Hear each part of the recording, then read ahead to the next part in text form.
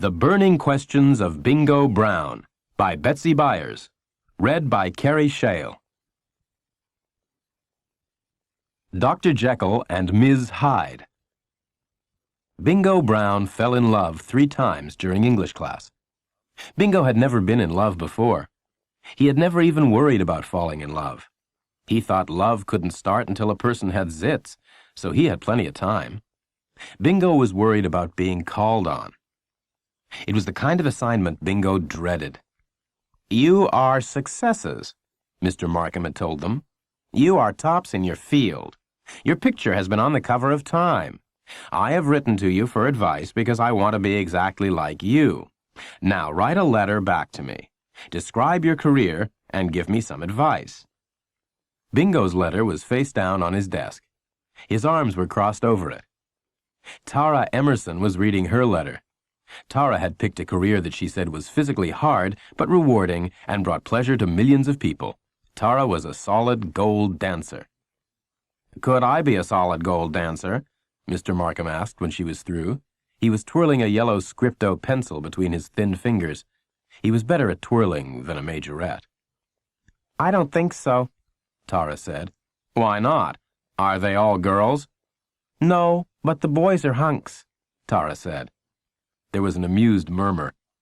Mr. Markham stopped twirling his pencil and looked around the room, his bright, unsmiling eyes as sharp as a bird of praise. When Mr. Markham looked like that, as if he were going to pounce, Bingo wondered why he had wanted to be in Mr. Markham's class, why he had run all the way home to yell, "Mom, I got Mr. Mark!" Mr. Markham said, "Melissa, I'd like to hear your letter." Melissa said, "I've got 2 careers, Mr. Markham. Is that all right?" "It's your life." Melissa stood up. "I'm a scientist and a rock star," she said. Her words electrified Bingo. He stopped breathing. It was exactly like a movie he had seen recently called Dr. Jekyll and Mr. Hyde. He had a stunning picture of Melissa in the starring role. She was in a laboratory pouring formulas from one vial to another. Then, as night approached, she threw off her white lab coat, spray-painted her hair different colors, and jumped into a limousine. The picture of Melissa at a rock concert, on stage in a wild pink spotlight, was even more stunning. Bingo couldn't help himself. He fell instantly in love with Dr. Jekyll and Ms. Hyde. Although Bingo had no previous experience with love, he knew that this was not a fleeting, everyday kind of love. This was a love that would go on till the end of time, a love for eternity, maybe even infinity. Harriet Conway got up next. Harriet was a conductor. Bingo started breathing again. He knew he could never lose his heart to a train conductor. Even if he was not already in love, Then he heard the rest. Harriet was the conductor of a symphony orchestra. When Bingo heard that, he was electrified all over again. This time he saw Harriet on stage. She was dressed in the outfit that the Good Witch wore in The Wizard of Oz. She even had the tiara. The wand was her baton. Bingo saw himself in the front row of the concert hall. His hair was combed down as flat and shiny as a Ken doll's. "This concerto," Harriet said, pointing the baton at him, "is dedicated to Bingo, without whose help tonight would not have been possible. Bingo, will you stand?" Not only would he stand, but he would turn and bow to the right and left, and... Bingo broke off. He was actually on his feet. He was bowing. "Not yet, Bingo," Mr. Markham said mildly. "I'll tell you when. Gang, I know how eager you all are to read your letters, but I must ask you to wait until you are called on. Can you wait just a little longer, Bingo?" "I'll try." Bingo sat down. His face burned. He was now in love with 2 girls. 5 minutes ago he had been carefree, totally unattached romantically, and now he loved 2 girls and loved them both for eternity, maybe even infinity. He hoped the National Enquirer didn't get wind of it. "Boy loves 2 girls for infinity, sets world record." Mr. Markham said, "Mamie Lou?" Mamie Lou got up. Mamie Lou was the biggest girl in the room, and since Bingo was the smallest boy, she had never appealed to him. Also, Billy Wentworth had told Bingo that Mamie Lou wore brassieres. The last thing on Bingo's mind was falling in love with a girl who wore brassieres. Mamie Lou began to read. Mamie Lou, it turned out, was President of the United States. Bingo stiffened. It was like being hit by lightning 3 times in a row. As Mamie Lou's husband, he would be the first gentleman of the United States of America. Visions mushroomed in his mind. Air Force One, Camp David, Russia. He would accompany Mamie Lou everywhere. At summit meetings, he would not go shopping with the other presidents' wives. He would sit at Mamie Lou's side. They would have a ranch, and he would take up horseback riding. He would be a popular first gentleman and fill in for Mamie Lou at parades and Easter egg rolls. Barbara Walters would, Bingo. What? Now, Bingo. Now, Mr. Markham said. This is the moment you've been waiting for. What moment? Your letter, Bingo. You have one, don't you? Oh, yes, sure. But it's not very good. It will not be, I assure you, the first thing I have heard in this classroom that was not very good. What advice do you have for me? Bingo got up. He cleared his throat. Dear Mr. Markham, as the leading science fiction writer in the world today, I am glad that you have asked me for advice. The best advice I can give you is to buy all of my books, then read them. I am enclosing the opening paragraphs from a few of my bestsellers so that you can see what you have to shoot for. Bingo paused. Mr. Mark, you want me to read the paragraphs? I am, as they say, all ears. Bingo cleared his throat again. At 8:30, the earth beneath the city began to move. The tremor measured 9 on the Richter scale. People thought it was an earthquake. The animals knew better. The animals knew that what had moved beneath the city was alive. Alive after 4,000 years of sleep. It was alive, and it was coming up. Bingo paused. You want the next one? Please. It's sort of short. Read. Something was stirring deep within the volcano on the island of Mau Mau, and it was not lava. He looked up at Mr. Markham. You want the next one? It's kind of like the others, only it takes place in the Arctic. Bingo, don't make me beg. I want them all. Every last one. All. This is all. It's the last one. Bingo turned the paper around so Mr. Markham could see for himself. Mr. Markham closed his eyes as if he were tired. Bingo. Read. Yes, sir. Deep within the frozen Arctic, the ice that had been untouched for 1,000 years was beginning to melt. Something hot stirred in the tundra. Mr. Markham opened his eyes. That's it, Bingo? That's it. Well, I'm not sure anyone can top the magnificent spell Bingo has woven, but who would like to give it a try? As Bingo sat down, he made a decision. If Mr. Markham called on another girl, he was going to put his fingers in his ears. He could not fall in love a 4th time. He understood now his weakness for powerful women. Bingo got his fingers ready to put in his ears. Billy Wentworth turned around. Out of the side of his mouth, he said, You were wrong, worm brain. About what? Your paper wasn't not very good. Oh, thanks. It was rotten. Billy Wentworth had been drawing a python on his arm with a magic marker. He flexed his muscle, and the python writhed toward Bingo. Mr. Markham said, Billy, I'd like to hear your letter. Mr. Markham always called on Billy when he talked out of the side of his mouth, but Billy had not yet caught on to this. Billy stood. He smoothed down his Rambo t-shirt. He said, I'll tell mine, Mr. Mark, if you don't mind. Everybody knows I'm going to be a member of the Special Services Division of the Armed Forces. I didn't know it. Come on, Mr. Mark. Don't... You didn't write a letter? Oh, I wrote one. Billy tapped the side of his head. It's up here. I can say it if you want me to. It'll be like an oral composition. Did I ask for oral compositions? Is this a lesson in recitation? Mr. Markham slumped forward, the scripto pencil pressing into his chest. His eyes looked as hurt as if the pencil had pierced his heart. The only way you can restore my faith in you, Billy, is to hand in the letter about your career in the armed services tomorrow. Can you manage that, Billy? Otherwise, I'll have to write a letter of my own. To your mommy. Sure, Mr. Mark. No problem. The bell rang then, but Bingo kept sitting at his desk. He was so burdened by the 3 unwanted loves that he was not sure he could walk. Dr. Jekyll and Ms. Hyde, the orchestra conductor, the President of the United States of America. Loving important women like that was tiring. Bingo wondered if anybody else had ever been in love with 3 such women. Or could this be just the beginning? His heart sank.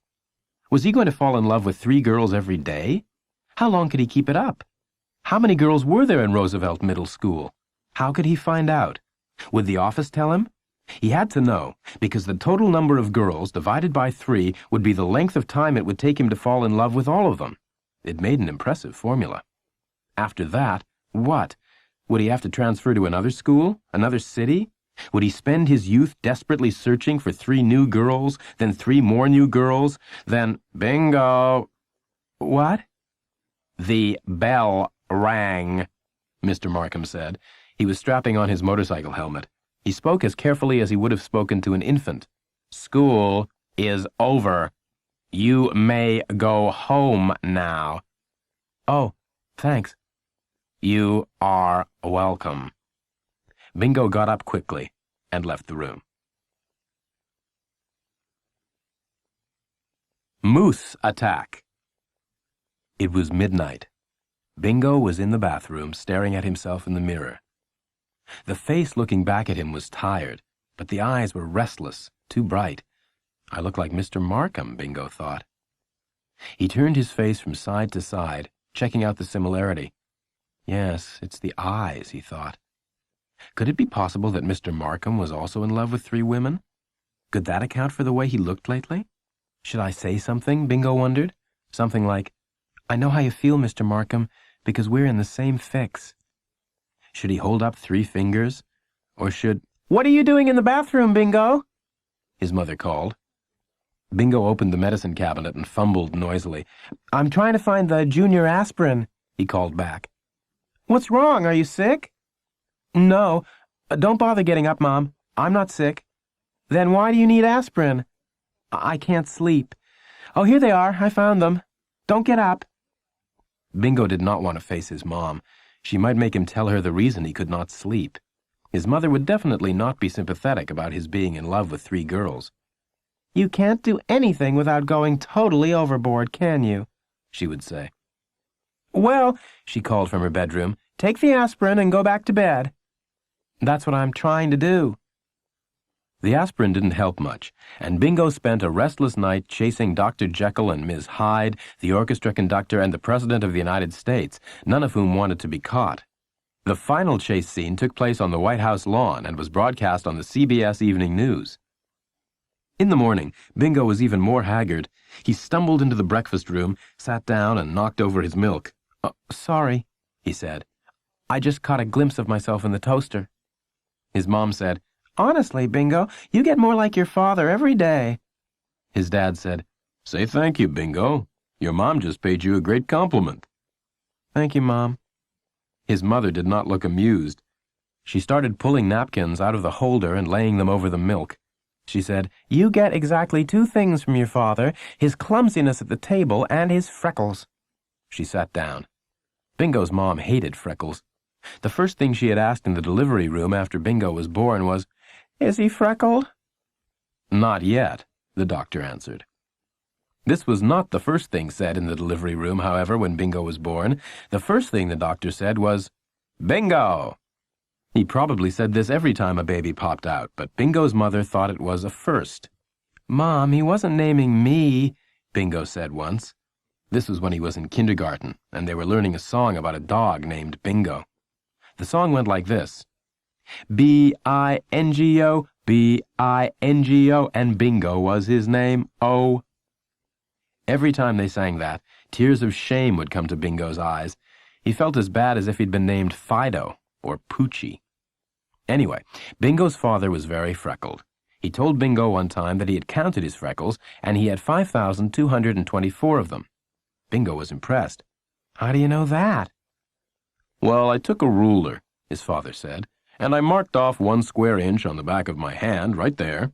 I counted all the freckles in that square inch. There were 17.5. There can't be half a freckle. There can be a small freckle, but it was on the line, half in, half out. Oh. Then I found out how many square inches of skin there are on the human body, and I multiplied by 17.5, and it came out 5,224. Bingo stood up. "May I please be excused?" he asked. "You haven't eaten a thing." "Mom, I can't help it. I've got something on my mind. 3 somethings. "Oh, all right, you may be excused." Bingo got up and headed for the bathroom. Perhaps a Yogi Bear vitamin would... Bingo opened the medicine cabinet and reached for the vitamins. His hand stopped in midair. There was a new product in the medicine cabinet. He took out the can and read a new word. Mousse. The instructions were simple. Spray an egg-sized ball of mousse into the palm of your hand. Bingo did that. His egg was the size of a dinosaur egg, and he felt better. Apply to hair and style as usual. Bingo's usual method of styling was to comb. He applied the mousse, combed, and looked in the mirror. For a moment, Bingo could not move. He had transformed himself. Here in the mirror was not the haggard, pained face of last night. Here was the boy he had always wanted to be. When he got to school, every girl in her right mind would fall in love with him. He was going to have to hire a bodyguard like Sly Stallone or become a recluse like Michael Jackson. "Why are you standing there smiling at yourself?" his mom asked from the doorway. "I like the way I look with this mousse on my hair." "There's such a thing as too much mousse. Mom, some people need a lot of mousse. You overdo everything." The last thing a boy in love with 3 girls wanted to hear was a lecture on overdoing things. "I'm off to school," he said cheerfully, glancing at himself one last time. As he went out the door, he wondered if Mousse could bring new happiness to Mr. Mark. What would be the best way to let Mr. Markham know about Mousse? Should he write an anonymous note? Should he wait until the class went out to recess and write the word on the blackboard in capital letters? Mousse. Would the class know he had written it? Would it give away the secret of his new looks? He wanted Mr. Markham to have the secret because they shared a similar pain, but he didn't want Billy Wentworth to know. As he went down the steps, he asked one last question. If Billy Wentworth does find out, will he start calling me Moosehead? Insults and burning questions. Bingo spent the morning inspecting the girls he was in love with. This was because he hoped to discover something he had previously overlooked, a wart, a mustache, a loose tooth, anything that would turn him off. If he could fall out of love with just one of them, that would be a major breakthrough. Would it be conspicuous, he wondered, if he brought his dad's binoculars? If he could look at them through the zoom lens, wouldn't he be sure to... Bingo! "Oh, sorry, Mr. Mark. Did you want something?" "Class, from now on, assume that if I call your name, I want something. Like I just called Bingo's name. What does that mean? All together." "You want something." "What do you want?" Bingo asked. "I want you to pass out the notebooks." "I'd be glad to." With the confidence of a newly moosed person, he got up, accepted the notebooks, and made his way down the rows. Mr. Markham said, "Gang, these are going to be your journals. They are your property. They will stay in your desks. Part of every day will be spent writing in your journals." After he had given out the notebooks, Bingo sat down quickly and opened his journal. He felt he should be the first one to start writing. After all, he had announced the day before that he was the top science fiction writer in the world. He looked up. Others had beat him to it. Mamie Lou, even Billy Wentworth. What did they have to be writing about? Bingo decided to check this out.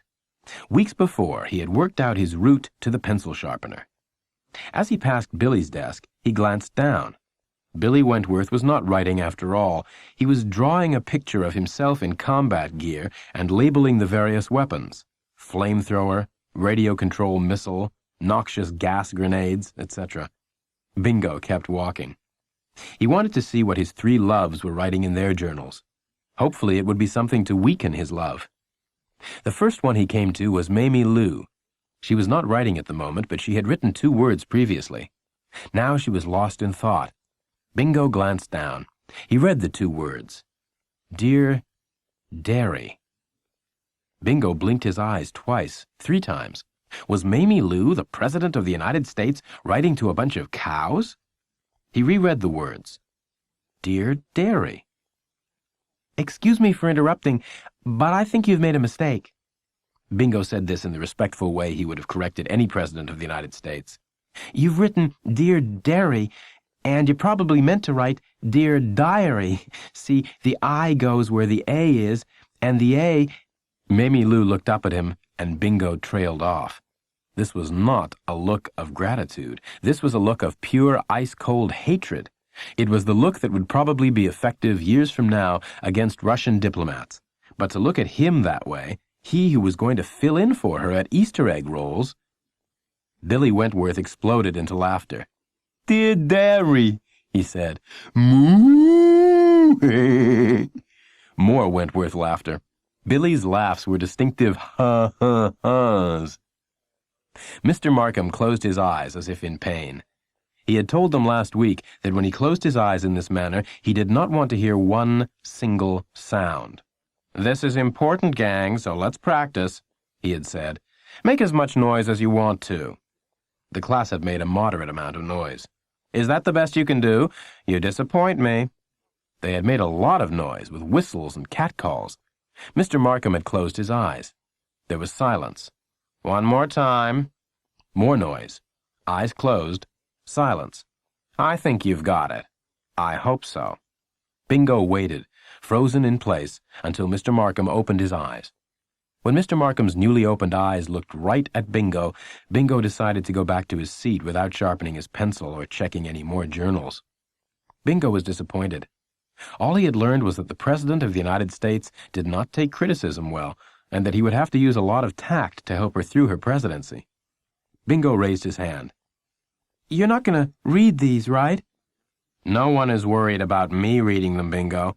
Who are you worried about, class? Who will be going to the pencil sharpener again and again and reading over your shoulders? Who? All together now, but not too loud. Bingo!" The hushed sound of his name broke Bingo's writer's block. He knew now what he was going to write. This journal was going to be one of the most important books of the century. It was going to be a book of questions, burning questions. He folded his book open and wrote on the title page, "Burning Questions by Bingo Brown." On the next page, he began to write questions, starting with a couple that had been worrying him a lot. Has there ever been a successful writer named Bingo? Has there ever been a successful writer with freckles? Has there ever been a successful person with freckles? Why did no one notice my mousse wear off? Should I bring a bottle of mousse in my lunchbox instead of a thermos? What does Mr. Markham think about when he closes his eyes? When the bell for recess rang, Bingo did not hurry out with the rest of the class. He still had questions to put in his journal, and also he did not have the strength, because of the burdens of love, to go out to recess. "Mr. Mark, is it all right if I stay in?" "No." "I'll keep my head on my desk." "No." "Why not?" "Because I want to put my head on my desk, and I know I'll keep lifting my head to make sure your head is on your desk, and that way my head will never be on my desk. Does that make any sense to you, Bingo?" "Yes, sir." "Thank you, and goodbye." When Bingo got to the playground, he saw that Billy Wentworth had pulled out a book of insults and was reading things like, "Helen McTeer is so ugly, she isn't listed in Who's Who, she's listed in What's That." Billy Wentworth was going around the playground, finding an insult for every single person there. Mamie Lou's insult was, "Mamie Lou, you are a perfect 10. Your face is a 2, your body is a 2, your legs are a 2. Mamie Lou didn't wait around to hear what her other 2s were. Tom Knotts was, "Tom, your nose is so big that it has its own zip code." Melissa's was, "Melissa, you have the face of a Saint Bernard." The orchestra conductor's was, "Harriet, you may not have invented ugliness, but you sure are the local distributor." Miss Finucci, the music teacher, chose that moment to come out onto the playground to round up some chorus members, and Billy found an insult for her.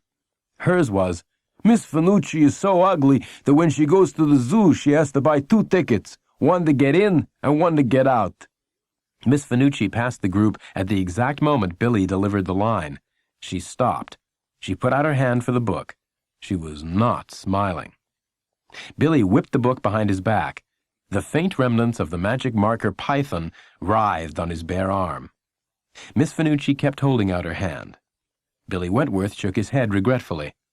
Miss Finucci said, "Billy?" Billy said, "The book isn't mine, Miss Finucci. It belongs to my dad. He's got to have it." Miss Finucci's hand was still extended. The class pulled back like old-time Westerners, sensing a shootout. For the first time in the school year, they were absolutely quiet. "Miss Finucci," Billy said, "I might as well level with you. My dad's going to a roast for one of his bowling buddies on Friday night, and he's got to have this book. If he doesn't, he won't have any insults. You wouldn't want my dad to go to a roast without any insults, would you? He would be disgraced." Miss Finucci hesitated. "Do you want my dad never to bowl again, Miss Finucci? Because if my dad got disgraced in front of his buddies, then that's what would happen. I know the man, Miss Finucci. I've been living with him for 13 years. Miss Finucci then did what anybody in their right mind would have done. She lowered her hand. "I don't want to see that book again, Billy." Billy dropped it down the neck of his Rambo t-shirt and patted it. "You won't," he said. Before he went back inside, Billy managed to remember the insult he had picked out for Bingo. "Bingo is so freckled that flies never land on him. They can't find the right spot. The end of an imperfect day. Bingo was quiet at supper that night. It had been a long, tiring day, but his brain was still actively turning out questions for his journal. Like, did the look Mamie Lou gave me mean that she does not want me to be first gentleman? Do I really want to be first gentleman if she's going to look at me like that? And, what did Harriet and Melissa write in their journals? How can I find out, now that Mr. Mark has alerted the class to the reason for my trips to the pencil sharpener? And, is there more wrong with Mr. Markham than Mousse can fix? Bingo was so occupied that he barely heard the excited chatter of his parents. He kept sitting there, sifting through the questions, discarding some, keeping others, and at the same time he was making shish kebab on his fork, 1 lima bean, 1 piece of macaroni, 1 square of ham. Bingo liked to mix his flavors. His mother was saying, "I've hated living next door to an empty house. It gives me the creeps to see dark windows. I will just be so glad to have neighbors again, won't you?" His father said, "Yes." She turned to Bingo. "And more good news. The people who have bought the house have a son your age. They moved to town last summer, but they had to sell their house back in Beaufort before they could buy." Bingo speared another piece of macaroni, completing the shish kebab. "In fact, he's in your room at school." Bingo put the food in his mouth. "Their name is Wentworth." As soon as the name Wentworth was spoken, the 2 lima beans, 2 pieces of macaroni, 2 squares of ham all went directly into Bingo's windpipe. The next few minutes were spent with both his parents competing to give him the Heimlich maneuver. "Let me!" "No, me!" His mom won. The lima beans and the macaroni and 1 ham square popped out. "Are you all right?" his dad asked. He couldn't answer, just kept shaking his head. Tears rolled down his cheeks. "Of course he's not all right," his mom said. "Look at him."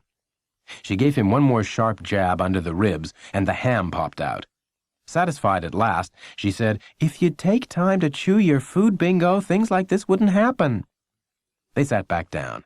Finally, Bingo managed to choke out the words, "Did you say Wentworth?" "Yes, he's with National Cash Register, and she's a nurse. There's a boy, I believe his name is Billy, and a girl 2 years older." The pieces of food felt like they had fossilized in his windpipe, permanent memories of the worst moment of his life. "Can I be excused?" "Bingo, you haven't eaten a thing." "I can't. My throat." "Well, drink your milk." He took 4 swallows. "Is that enough?" "Yes, I guess so, but after this, Bingo, only put into your mouth what you can chew and swallow. Don't cram your mouth with food. You overdo everything." "I know." As he left the room, his mom went back to her happy recital of the new neighbors. Bingo staggered to his room and fell across the bed. Now he knew the true meaning of burning questions, because his brain was being seared with them. Does Billy Wentworth know I live in this house? How long can I keep him from finding out? What then? "Bingo, what are you doing? It's almost 1 o'clock in the morning." Bingo was in the bathroom, going through the medicine cabinet. "Mom, we're out of junior aspirin." "Go back to bed, Bingo." "And Mousse." "I hope you're not putting mousse on your head at 1 o'clock in the morning." No, I was looking for an aspirin because I can't sleep, and when I picked up the Mousse can to look behind it, I noticed how light the can was. Mom, it's empty. His mom got out of bed and came down the hall. Don't wake up your dad, Bingo. He has a trip tomorrow. Look, Mom, it's empty. You must have used it all up. I used 3 measly dinosaur eggs of Mousse, one before school, one before supper, one before bedtime. I needed 3 eggs of Mousse. Don't you remember how my hair used to look? Your hair looked fine. You told the barber one time that my hair was riddled with cowlicks. I had to ask what the word riddled meant.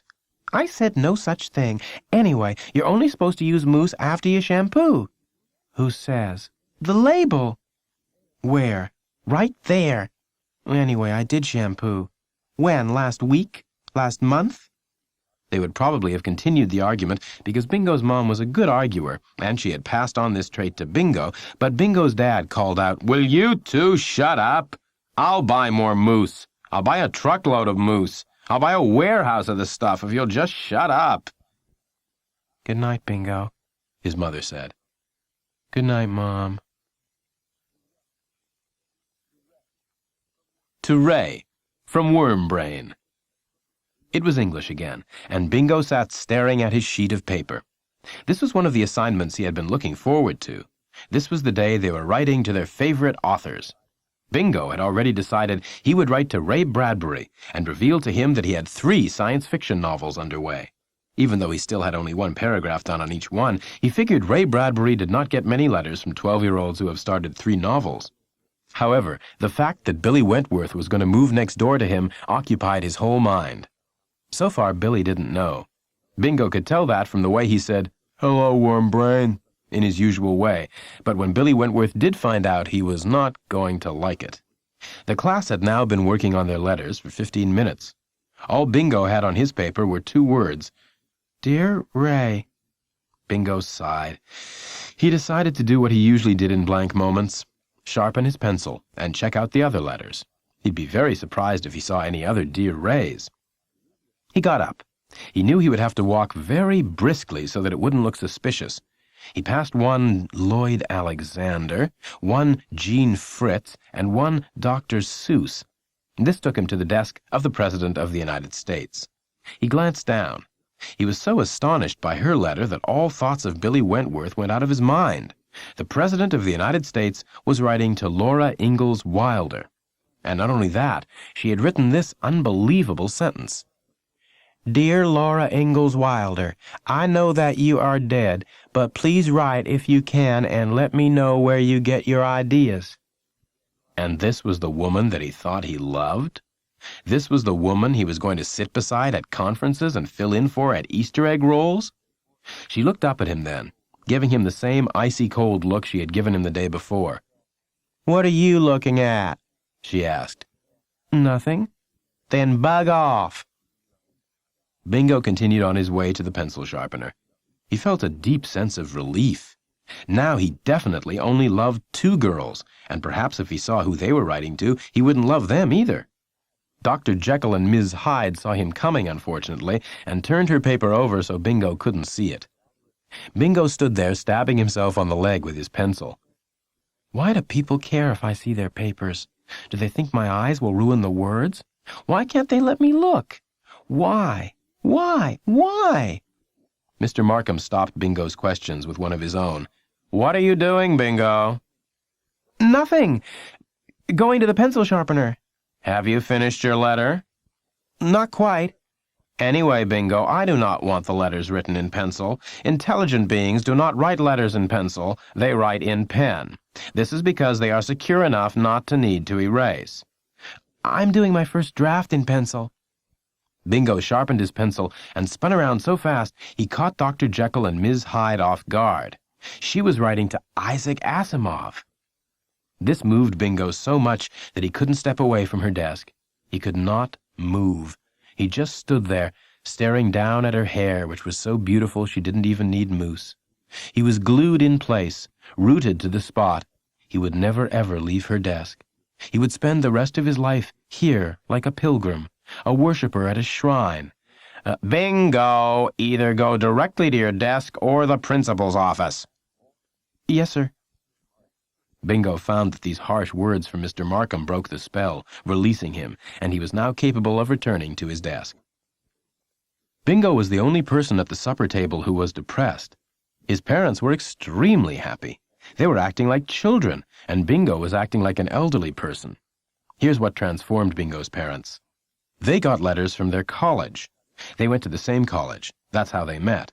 And their college was going to have something special for the homecoming game. They were inviting back all the former cheerleaders to lead a cheer in unison at halftime, and all the former band members to play the fight song, hopefully also in unison. Bingo's mom had played the trumpet in the college band, and his dad had been head cheerleader, and a lot of their friends were cheerleaders and band members and would be coming too. Halfway through the meal, Bingo's dad got up to look for his cheerleader's sweater. His mom didn't look for her uniform. Band members didn't get to keep their uniforms, of course. They had to turn them in. She still had her trumpet, though, and after supper, she was going to practice. Bingo finally managed to break in with, "Mom, have you heard any more about the Wentworths?" "The who?" Bingo's mom was already mentally on the football field, blasting out the fight song. She looked blank because she thought the Wentworths were somebody she knew in college. "Oh, you mean next door," she said. "Yes, I mean next door. They're moving in next Friday." This time, fortunately, Bingo did not have any food in his mouth, so that all that went down his windpipe was spit.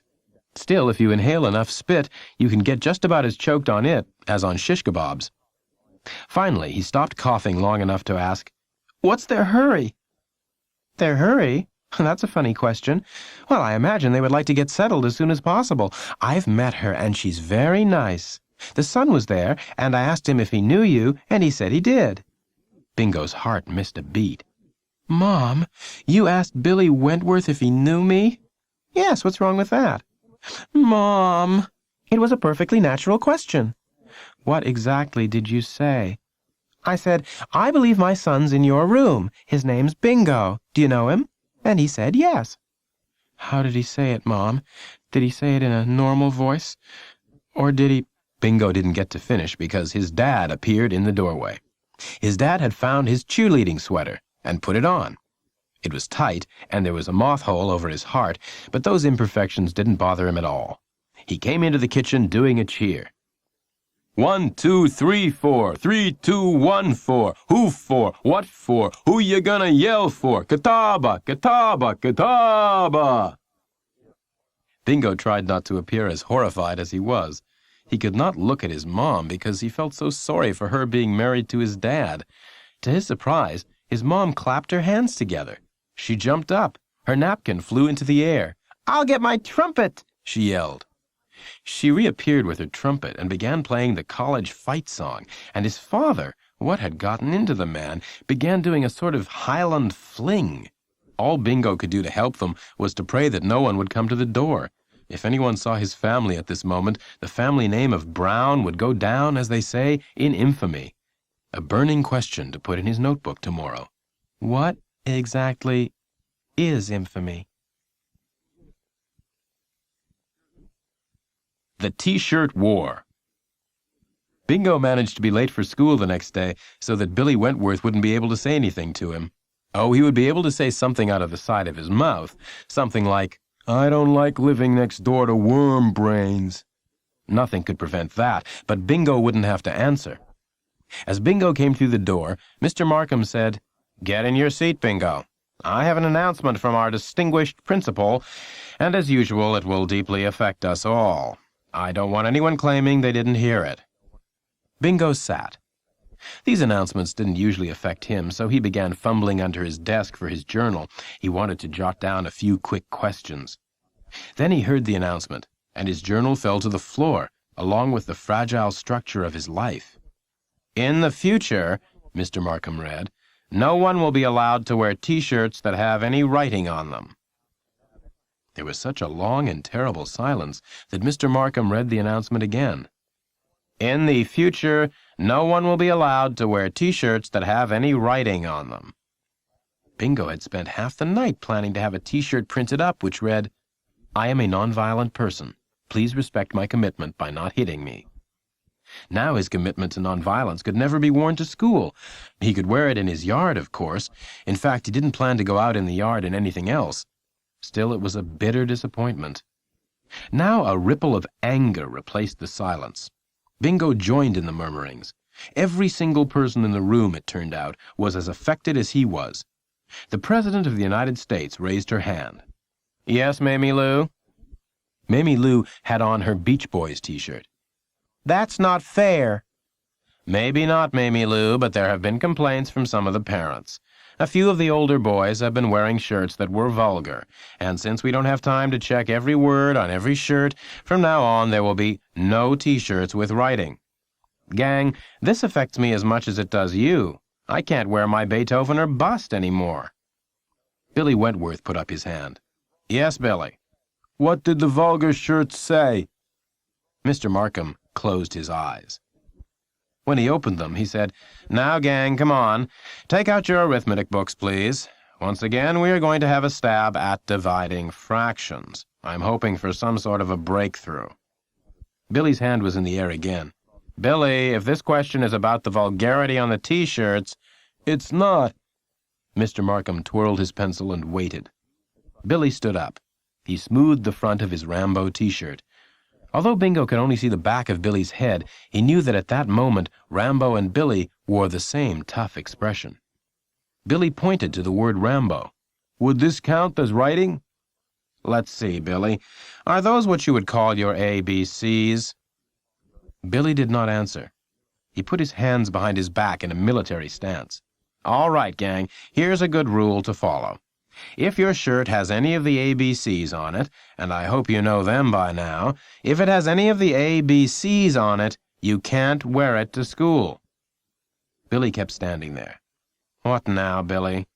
"I want a ruling on this shirt." "Billy, an official ruling." Mr. Markham sighed. "Because I'm wearing it no matter what." Billy sat down to applause. Bingo spent the rest of math drawing pictures in his journal. These were pictures of the T-shirts which he would no longer be able to wear to school. Mozart Freak, I Love the Smithsonian, his generic T-shirt, Body Under Construction. He then drew a picture of Melissa, as he would never, because of the principal's cruel and unjust ruling, get to see her, in a T-shirt that said, Dr. Jekyll and Ms. Hyde. He was giving Melissa some extra curls when Billy Wentworth turned around. This happened so fast, Bingo didn't have time to shield his picture. Billy Wentworth said, "I'm moving next door to you." Bingo said, "I know." Bingo was proud that his voice sounded almost normal. After lunch, the official ruling from the principal's office came down on Billy's Rambo T-shirt. Mr. Markham read it aloud. "Any writing, any word of any kind will not be permitted. If Billy's Rambo T-shirt has a word on it, it falls into that category. Billy's Rambo T-shirt will no longer be permitted at this school." Mr. Markham put the paper on his desk. "It is as I feared. If even one of the dreaded ABCs is on the shirt, it can't be worn, gang." Billy slammed his history book shut and threw it under his desk. As the sound of the book against metal echoed through the classroom, it sounded like the opening shot of a long and bloody war. Bingo made a quick decision. He would have several of the nonviolent shirts made. Billy Wentworth's anger might spill over onto an innocent victim. The innocent victim might be him. He would stop at the T-shirt factory on the way home. "Come on," Mr. Markham said tiredly. "Give me a break." The Boy Behind the Rebel Leader. Bingo's dad left the supper table to answer a phone call. "You bet I'll be there," Bingo heard him say. "I wouldn't miss homecoming for anything." While Bingo and his mom continued to eat, they had a surprising conversation. Bingo started it. "Oh, guess what, Mom?" he said. "What?" "From now on, no one in our school is allowed to wear T-shirts that have any words whatsoever on them." "Oh?" Bingo began to list the individual injustices so that she could see the enormity of their losses. "Billy Wentworth, he's the boy that's moving next door, can't wear his Rambo. Mamie Lou can't wear Beach Boys. Melissa can't wear her very beautiful baby blue Care Bears shirt. Amy Myers can't wear her Mickey Mouse shirt because, get this, Mom, it has the words Walt Disney Productions under Mickey's face. Why did they decide this? Somebody, not me, but somebody wore a vulgar shirt. We think we know who it was. And because this one boy wore this one shirt and it did have something vulgar on it, I won't tell you what unless you force me because it was very, very vulgar. I won't force you. Anyway, the words were all run together with no spaces in between, and so none of the teachers noticed it, but some girl, and we think we know who she is too, went home and told her mother. Think, his mom said. Mom? Well, she shouldn't have told. Actually, she didn't tell. She was too ashamed to tell. She wrote it on a sheet of paper just the way it had been on the shirt. She's still a fink. Mom? Go on. So her mom looked at the words, and finally she got them separated, and she was furious. She called the principal and threatened to call the Board of Education. But that's terrible, to punish the entire school for the actions of one boy. I know. Grossly unfair. I think so, too. You students ought to protest. What? You students should rebel, and you ought to lead the rebellion. Me? Me lead them? Yes, you could do it. I'm sure you could. Why don't you set the protest for, say, Friday? You could call it a wear-in. A what? A wear-in. You know, like a sit-in, only this will be a wear-in. Everyone in the school must, she held up one finger for emphasis, must wear a T-shirt that says something. And you, as the leader, must wear one that says, Principals stink.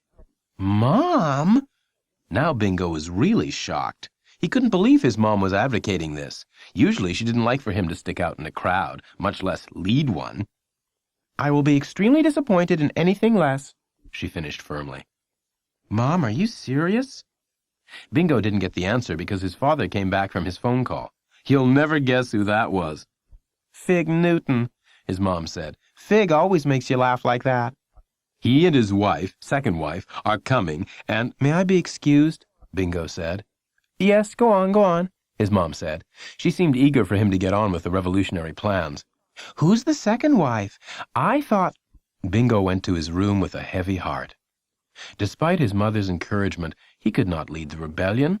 Like all moms, she was blind to his inabilities.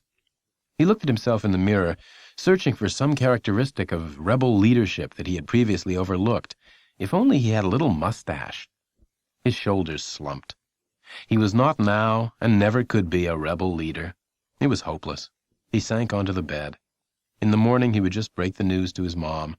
I'm just not a Billy Wentworth, he would say. Billy Wentworth. Bingo got up slowly. He looked at himself again in the mirror. No, he could not be the leader, but he could be the boy behind the leader. He did have the characteristic for that, knowing a leader to get behind. Maybe he could fulfill his mother's dreams after all. He started for the living room.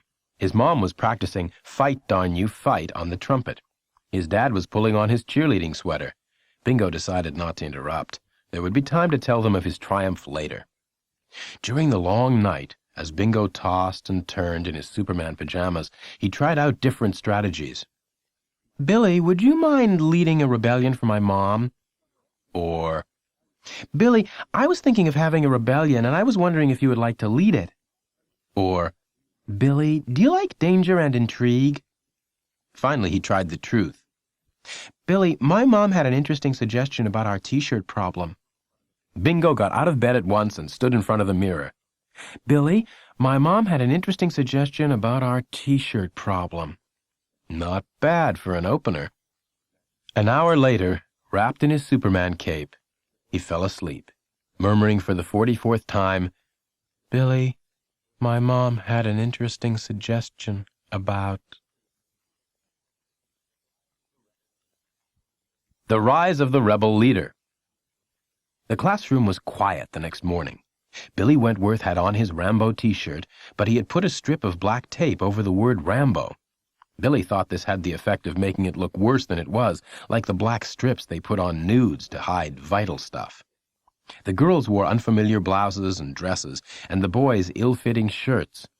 Bingo had on a T-shirt with 1/40th of the American flag on it. This was from camp last summer. On Parents' Night, 40 campers had stood together on a hill, creating the American flag, and had sung a medley of patriotic songs. Bingo took a deep breath and touched Billy's shoulder. When Billy turned around, he said, "My mom had an interesting suggestion about—" Billy said, "What?" Bingo started over. "My mom had—" Mr. Markham said, "Quiet, gang, no talking. This means you too, Bingo." Bingo said, "I'll tell you later, Billy." Mr. Markham got up from his desk. He was twirling his yellow scripto pencil in a new way, weaving it through his fingers so fast Bingo couldn't keep up with it. "I have an important assignment for you," he said. He looked up at the ceiling, apparently working out the details in his mind. Then he looked down, somehow looking directly at every single one of them. Only Mr. Markham could do that.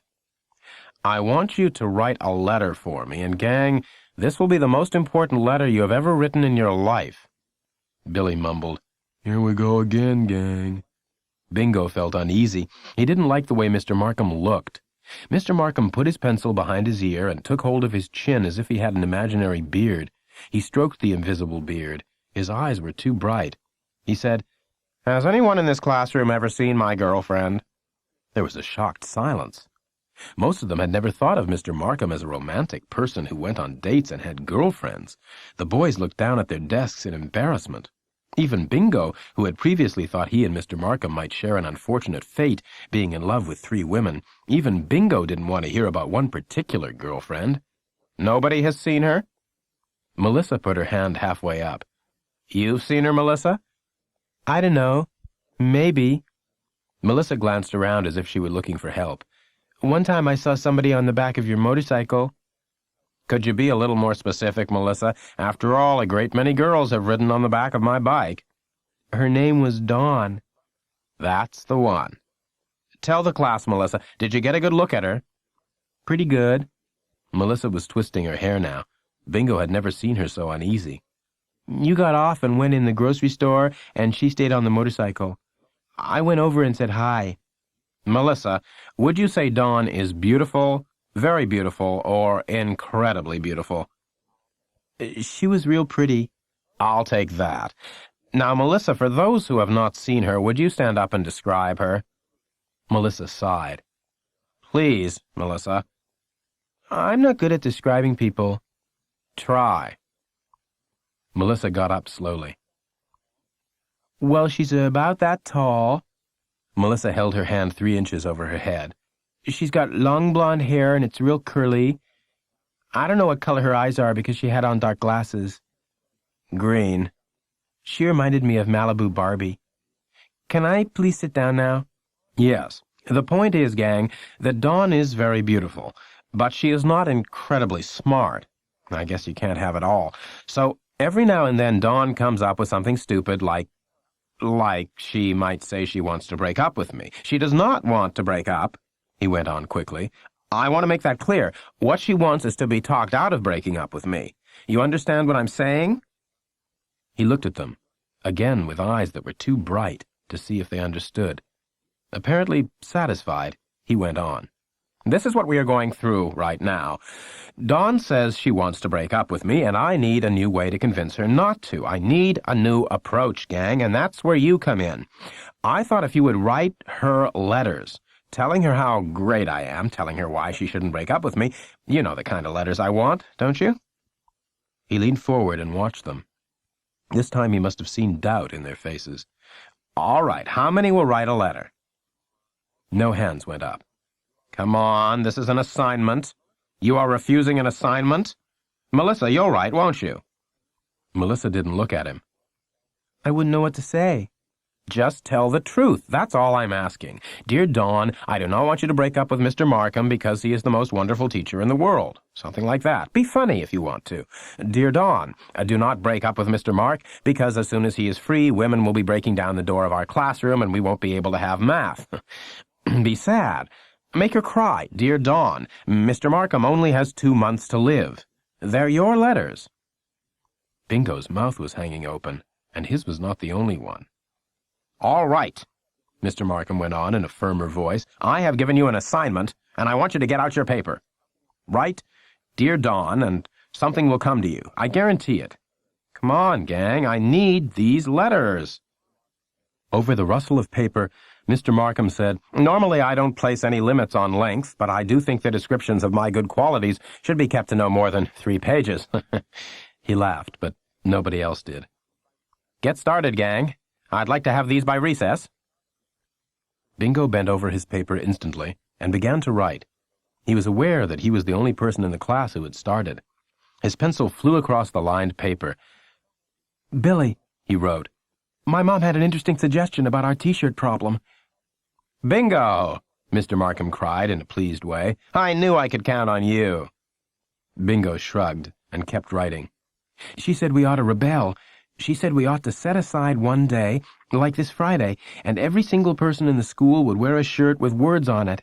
She said it would be a wear-in, like a sit-in.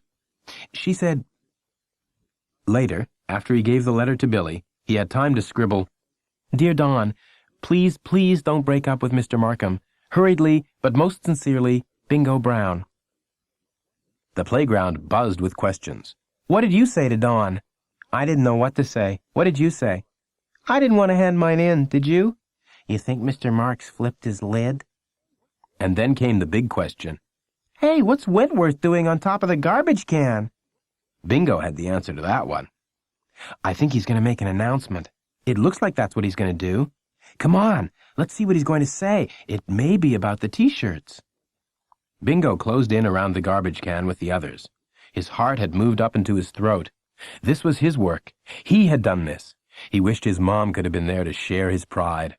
"I got an announcement," Wentworth said. "Let me put that another way. I got a command." He had their attention now. Not one person moved. All eyes were riveted on the figure in the Rambo T-shirt. Billy Wentworth's face was so stern, so hard, he made Rambo look like a wimp. "On Friday," he said, "everybody in this school is going to wear a T-shirt with something written on it. Do you girls in the back hear that?" The girls nodded. "I'm going to say it one more time, and that's it. I'm not asking you. I am telling you. On Friday, that's this Friday, everybody in this school is going to wear a T-shirt with something written on it." There was another silence. Bingo put his hand on his throat to keep his heart from going up any higher. "If there is anybody here that has not the guts to do that, then now is the time to step out and say, 'I ain't got the guts. I'm not going to do it.'" The only movement was heads turning around to see if anyone had the guts to step out and say they didn't have the guts. There was not one gutless person in the playground. "Any questions?" And there were no questions. "Pass it on," Billy Wentworth said. Then he got down from the garbage can. The garbage can was made of tough, industrial-strength steel, but the top had been permanently indented by the weight of Billy's combat boots. He walked away, and everyone looked with awe at the garbage lid. It was as if they were in front of Grauman's Chinese theater, looking at the footprints of a star. The bell rang, and Bingo hurried in to write down his burning questions of the afternoon. "Has a principal ever expelled an entire school? Will I have time to get a T-shirt that says, 'Principals stink'? Will Mr. Markham notice that my letter to Dawn is short? Should I get it back and add a P.S.? What could the P.S. be? Is my life ever going to be calm?" 2 setbacks in the T-shirt war. Bingo ran all the way home from school. At last he had something to tell his mom that would make her proud of him. He burst into the kitchen. It worked!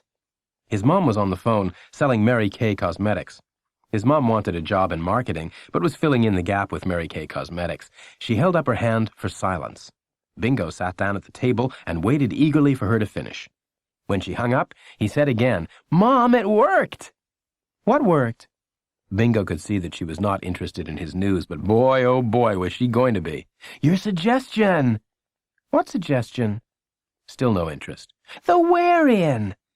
Now she looked up. She said again, "What?" This time she dragged the word out in an unpleasant way. "The wear-in!" She came toward him. Her head was turned to the side as if she had heard wrong out of her left ear and was giving her right one a chance. "Run that by me again," she said. Bingo got up from the chair and moved behind it. He took 2 steps backward toward the dining room. "You know, last night at the table. Remember you said we should rebel and have a wear-in, and that I should be the leader? Well, I can't be the leader. I'm sorry, I'm just not up to it. I honestly tried, but you know me." He gave an apologetic shrug. His mom kept coming. "But it's not off. You know the boy who's moving next door, Billy Wentworth? He's leading it. He got up on the school trash can to announce it, and wait a minute. Wait a minute." Bingo waited, but not happily. "You told this boy, this Wentworth boy, that I had suggested a school rebellion?" Bingo struggled for a better way to put it. For the first time in his life, he felt the nickname Wormbrain might be right. His mother took his silence for a yes. "Well, that is the end, the absolute end." She looked up at the ceiling. She took several deep breaths to calm herself, but it didn't work. When she looked down at Bingo again, her eyes were as cold as those of the President of the United States. "Have you ever heard," she asked in a voice to match the deep freeze eyes, "of tongue-in-cheek?" "No. No, what is it?" "Have you ever heard of humor? Of saying something to be funny?" Yes, I've heard of that." Now she said nothing. She breathed. Bingo would not have been surprised if fire had started coming out of her nose. He couldn't stand it. He grabbed the only way out, something he resorted to only when he was absolutely desperate: the lie. "Oh, Mom! Mom, listen, I didn't say you personally suggested it. I just said, it would be nice if we protested, something like that. No, here are my exact words. I just remembered. My exact words were, 'Oh, I hope we don't rebel.' And he said, 'How could we?' I said, 'I don't know. Maybe a wear-in day where everybody wears an illegal shirt?'" Bingo had to swallow a lot of spit before he could continue.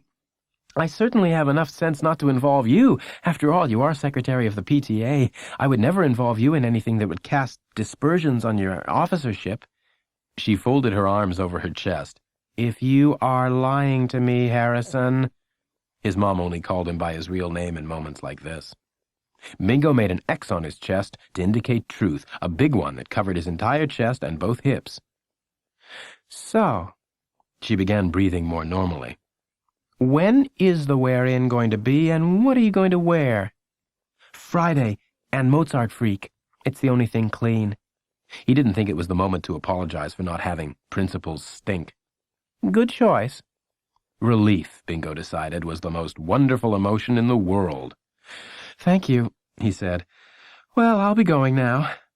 Bingo backed out of the kitchen, down the hall, and into his room, wiping the well-earned sweat from his brow. By the next morning, Bingo was back to normal. He joined the students of Roosevelt Middle School outside the building. No one was thinking of going inside.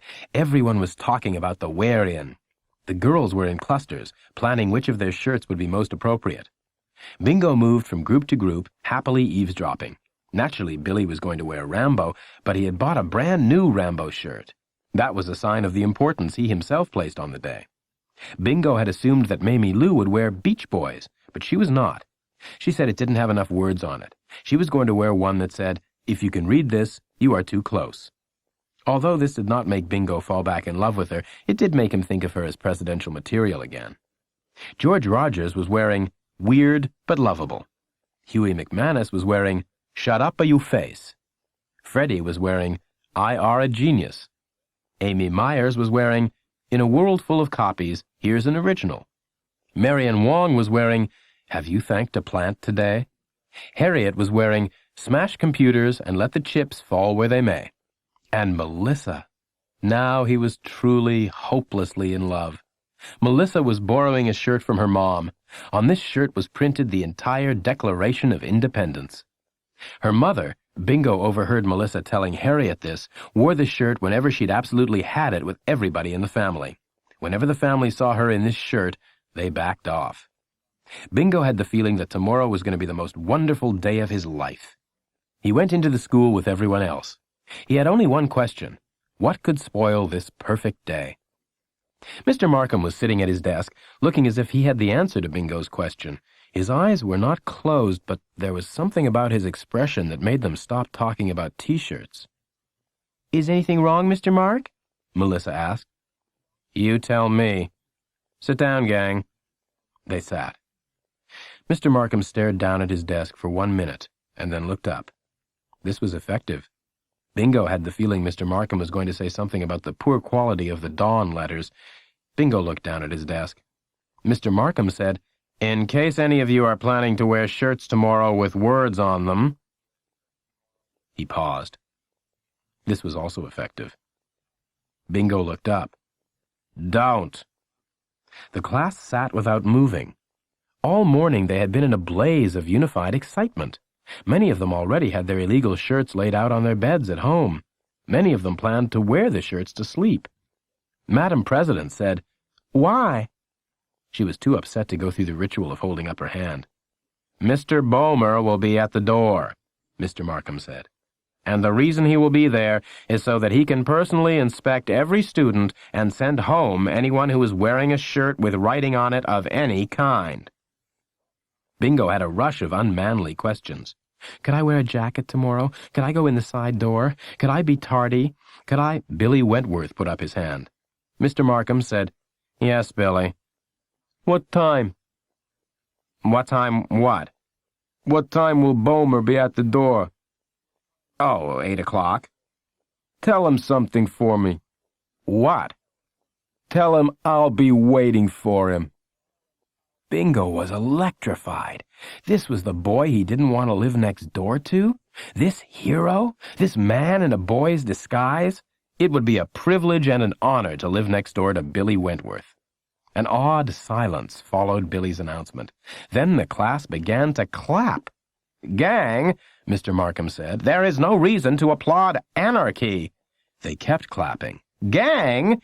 Still they clapped. "Look, I'm not going to be here to bail you out. I'm going to be out of town tomorrow. You're going to have a substitute." They were going to keep clapping until they wore out their hands. Nothing could stop them. Nothing. Only one thing.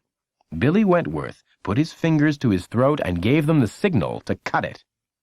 They cut. Tomorrow, about 8:05.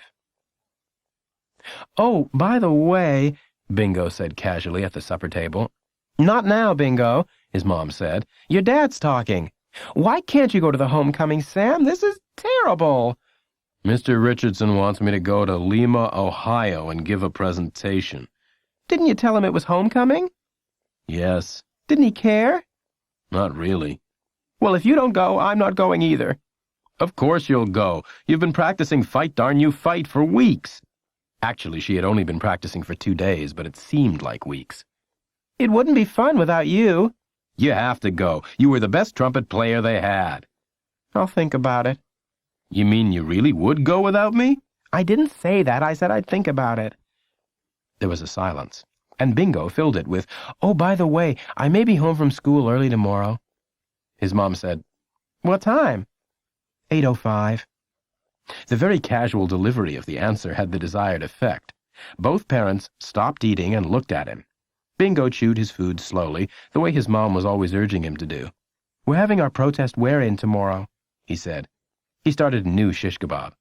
"Mr. Boehmer, the principal, is going to stand at the front door of the school. At 8:05, he is going to personally inspect every student and send home anyone who has on a T-shirt with writing on it." He waved his fork in a figure 8. "Needless to say, I and every other red-blooded student in Roosevelt Middle School will have on such shirts and will be sent home." He put his food in his mouth.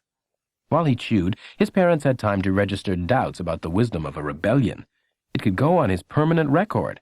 Participation in middle school rebellion would not look good. But they couldn't help themselves. They were too proud. Bingo could see their pride in the way they inflated themselves with air. They didn't inflate like that very often. "What does Mr. Markham have to say about all this?" his mother asked after she had deflated. "Nothing." "Nothing? His students are in the middle of a rebellion and he has no comment?" "He said we shouldn't applaud anarchy, and he said he was going to be out of town and wouldn't be able to bail us out. That was about it." "You like Mr. Markham, don't you?" "Sure. Why wouldn't I?" "I don't know. I've heard varying reports." Bingo stopped making his shish kebab. "Like what?" "Nothing specific. Some parents feel he isn't—" She paused to find the right word. "Let's say stable." "Nobody's stable," Bingo said. "Even I am not perfectly stable." "Oh, really?" She smiled. Well, maybe stable was the wrong word. It was just little things, like last year he had students writing letters persuading some girl to go out with him. Well, we've never done that, Bingo answered truthfully. Anyway, he does stuff like that to make life interesting. What do you want him to sign? My summer vacation? No.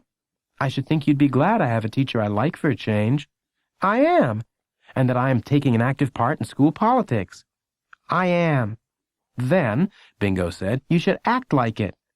Bravo, Bingo, his father said. Sleep, of course, was out of the question that night because he was so thrilled over the wear-in. Friday was shaping up to be the biggest day of his entire life. There was only one worry. Since it was the biggest day of his life, he wasn't sure he wanted to spend it in a shirt that said Mozart Freak. To be honest, he had worn that shirt at least once a week all last year, and he had started off the fall in it as well. Mozart Freak wasn't special anymore. Certainly it was not worthy of Melissa's Declaration of Independence, nor of Harriet's shirt. He had learned that afternoon that Harriet was wearing a shirt with dolphins on the front, and underneath were the words, I have a porpoise in life. Bingo tossed and turned. His Snoopy sheets became twisted and sweaty. He got up at 11, put on the light, and went through his bureau drawers, thinking that perhaps he had a shirt he'd forgotten about. He got up again at 12. This time he went to his mom's room and quietly opened her T-shirt drawer. What are you doing, Bingo? She asked, lifting her head off the pillow. Nothing, Mom. Go back to sleep. What are you doing in my bureau drawer? Nothing, Mom. Just checking out your T-shirts. At midnight? Mom, everybody is wearing these great T-shirts tomorrow, and I'm stuck with Mozart Freak. I've got to have something better. I've got to. Well, you should have thought of that before midnight. Go back to bed. Mom, go to bed, Bingo. This was his father's command voice. Yes, sir. Bingo went to bed, but he couldn't sleep. About 1 o'clock, he made a decision. He would create a T-shirt. He would take a blank T-shirt, and he would write words on it. That would be all, except that the O would be the not allowed symbol, a crossed-out O. He got out of bed. Unfortunately, the only blank T-shirts were in his father's underwear drawer. Silently, Bingo crept into his parents' room, silently opened the drawer, withdrew the top T-shirt, and departed. On the way back to his room, he slipped through the house gathering magic markers from various drawers. In order to ensure that the shirt was colorful, he was going to make each letter a different color. The crossed-out O would be red. Bingo set to work. As soon as he started, he was electrified. The shirt was going to be beautiful, beautiful, and best of all was the fact that he hadn't put cardboard inside the shirt before he started, and so now the color was going through the material. At last, Bingo was finished. He draped his T-shirt over his dresser so that the first thing he would see in the morning was words with a crossed-out O.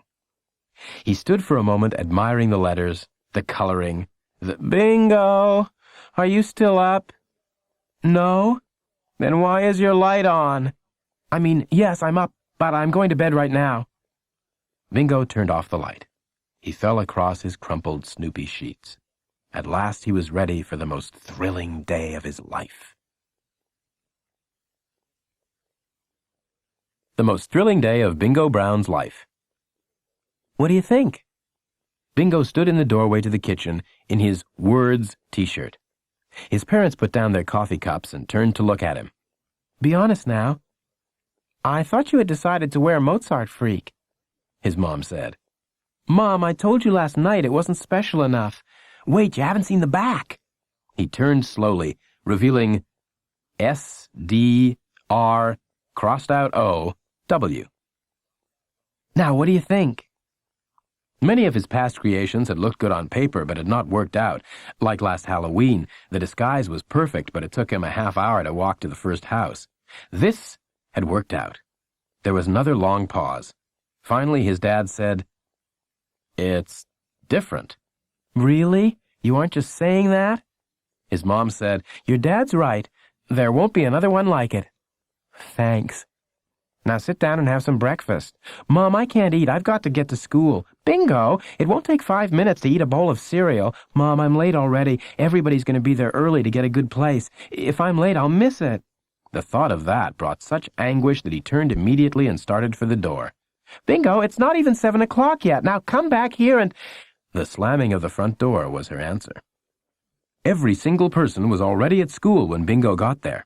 Every single person was wearing a T-shirt with something written on it. The schoolyard was ablaze with words. It was a dictionary come to life. Help, I'm being held prisoner in this shirt. Available for cloning. I am surrounded by idiots. Archaeology is the pits. Only left-handed people are in their right mind.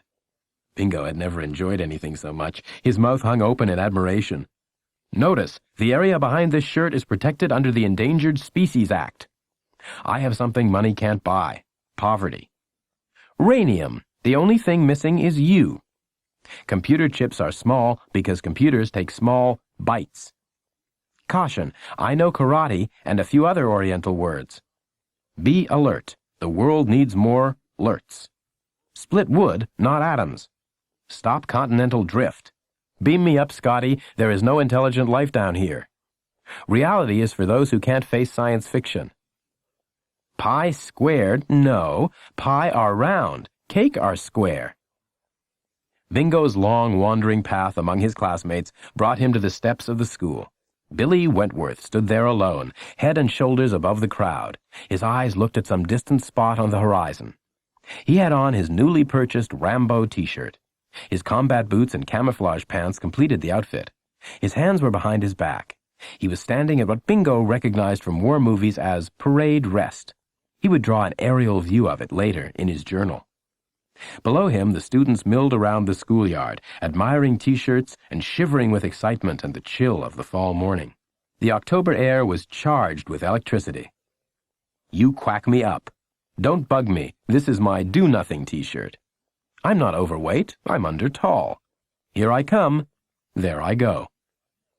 It was a measure of their excitement and dedication that not one of them had thought to bring books, homework, or lunches. These items no longer had any meaning. They were wearing the only items of lasting value. The time ticked slowly by. 7:30, 7:40. What time is it now? The kids without watches kept asking. 10 minutes to 8. 5 minutes to 8. When 8 o'clock came, Billy Wentworth shifted position. He stopped parade rest and turned sharply to face the front door. As if on signal, the kids closed in around him. The only sounds were the coughs of the sick kids who had come to school anyway. "Mom, I'm just going for 5 minutes," they had told their moms. Some of the moms were waiting across the street in station wagons, motors idling, so that they could rush the invalids back to bed. At 8:05, there was a metallic sound. The inside doors were being unlocked. Roosevelt Middle School had 2 sets of doors. There were inside doors, and then there was a little room which was never used, and then the outside doors. So there was going to be a lot of door unlocking before the main event. The inside doors had now been opened. Bingo could see the shadow of a man in the room that was never used. The shadow moved towards the outside doors. Bingo's heart moved up into his throat. He had stopped breathing a long time ago. Billy Wentworth was the only person in motion, and all he did was wipe his hands on the back of his camouflage pants as if he were getting ready for a fight. Everyone on the school ground was frozen in place. Bingo was sandwiched between Melissa in her Declaration of Independence and Harriet in her I have a porpoise in life, but he didn't even notice he was between his 2 loves, didn't even feel the warmth of their shoulders against his. Now the outside doors were being unlocked. Now they were being opened. No one breathed. No one moved. A figure appeared in the doorway, a figure in a gray jumpsuit. It was the janitor. The janitor? The janitor? Their mouths dropped open. They blinked their eyes to clear their vision, and it was still the janitor. Now everybody started looking around at everybody else. The exact same burning questions were popped in every mind. What's going on here? Where's Bomer? What's the janitor doing opening the doors? How can this be the most thrilling day of our lives if Bomer and Billy Wentworth don't have a head-to-head confrontation? Bingo briefly considered leading the crowd in a chant. We want Bomer. We want Bomer. Maybe he had gotten his father's cheerleading gene after all. Before he could put this plan into effect, however, Billy Wentworth turned around. He locked his hands over his head and gave the victory signal. Through the sudden tears in Bingo's eyes, he saw Billy Wentworth disappear through the outside doors, into the little room which was never used, through the inside doors, and into the school. Then he didn't have to lead the crowd. They burst into a rousing cry that could be heard 5 miles away. Yay! And then, in a rush, they happily followed their rebel leader inside. Bingo's embrace. Bingo had thought that his thrills were over for the day when he walked into the classroom and saw the substitute teacher. "My name's Miss Brownlee," a lady with a bushel basket of hair said, "and I'm your substitute for the day." Mimmy Lou put up her hand. "Miss Brownlee?" "Yes." "Where's Mr. Bomer?" "The principal? I believe he had a staff meeting this morning. He'll be in his office later." "Why wasn't he at the door?" "What door?" "The front door. He was supposed to be at the front door. We weren't supposed to wear shirts with writing on them, and we did, and he was supposed to send us home, but he didn't. Why?" "I have no idea," said Miss Brownlee. Yes, Bingo thought the thrills were over for the day. Then, at exactly 10:23, something happened that made the wear-in seem like child's play. Melissa walked into his arms. This was the first time Melissa and Bingo had ever made real contact, so Bingo would have been pleased even if their hands had bumped, or she had stepped on his tennis shoe. To have her walk into his arms was like something out of a soap opera. It left him delirious. The embrace came about in an unexpected way. To get the class to calm down, Miss Brownlee asked them to write in their journals. Everyone was too excited to think of something to write. Even Bingo had no burning questions. "Let me make a suggestion," Miss Brownlee said. "Write about someone who has significantly changed your life. A teacher, a coach, perhaps one of your parents. It could even be someone on television." While Miss Brownlee droned on, Bingo wrote a page and a half about the doctor who had been responsible for his being named Bingo. He ended with a question. "Who knows what kind of person I might have become had the doctor said Richard instead of Bingo?" He illustrated the piece with a picture of the doctor holding up the unfortunate baby. Even with all that, he was finished before anybody else. He immediately broke his pencil. Bingo felt safe in doing this. Usually he didn't break his pencil until he made it to the pencil sharpener, but Miss Brownlee was new and had never seen him in action before. He took his time getting to the pencil sharpener and leisurely checked out the people who had significantly changed the lives of his classmates. No one's lives had been changed very significantly. There was a kindergarten teacher called Miss Tiffany, a Little League coach, Mr. Rogers. Then Bingo got to Melissa's desk. Melissa was bending over her paper. The long sleeves of her Declaration of Independence t-shirt blocked his view. Then she lifted her arm and, to Bingo's horror, she was wiping her eyes with her sleeve. Melissa was crying. Bingo drew in a deep breath of concern. Melissa started writing again, but a tear fell onto her page. She tried to write over the tear, but she bore down on her pencil, and the point broke. Now Bingo saw the reason for the tears. Melissa was writing about her father, and Melissa's father was unemployed. Bingo stood there, aching with sympathy, ready to cry himself.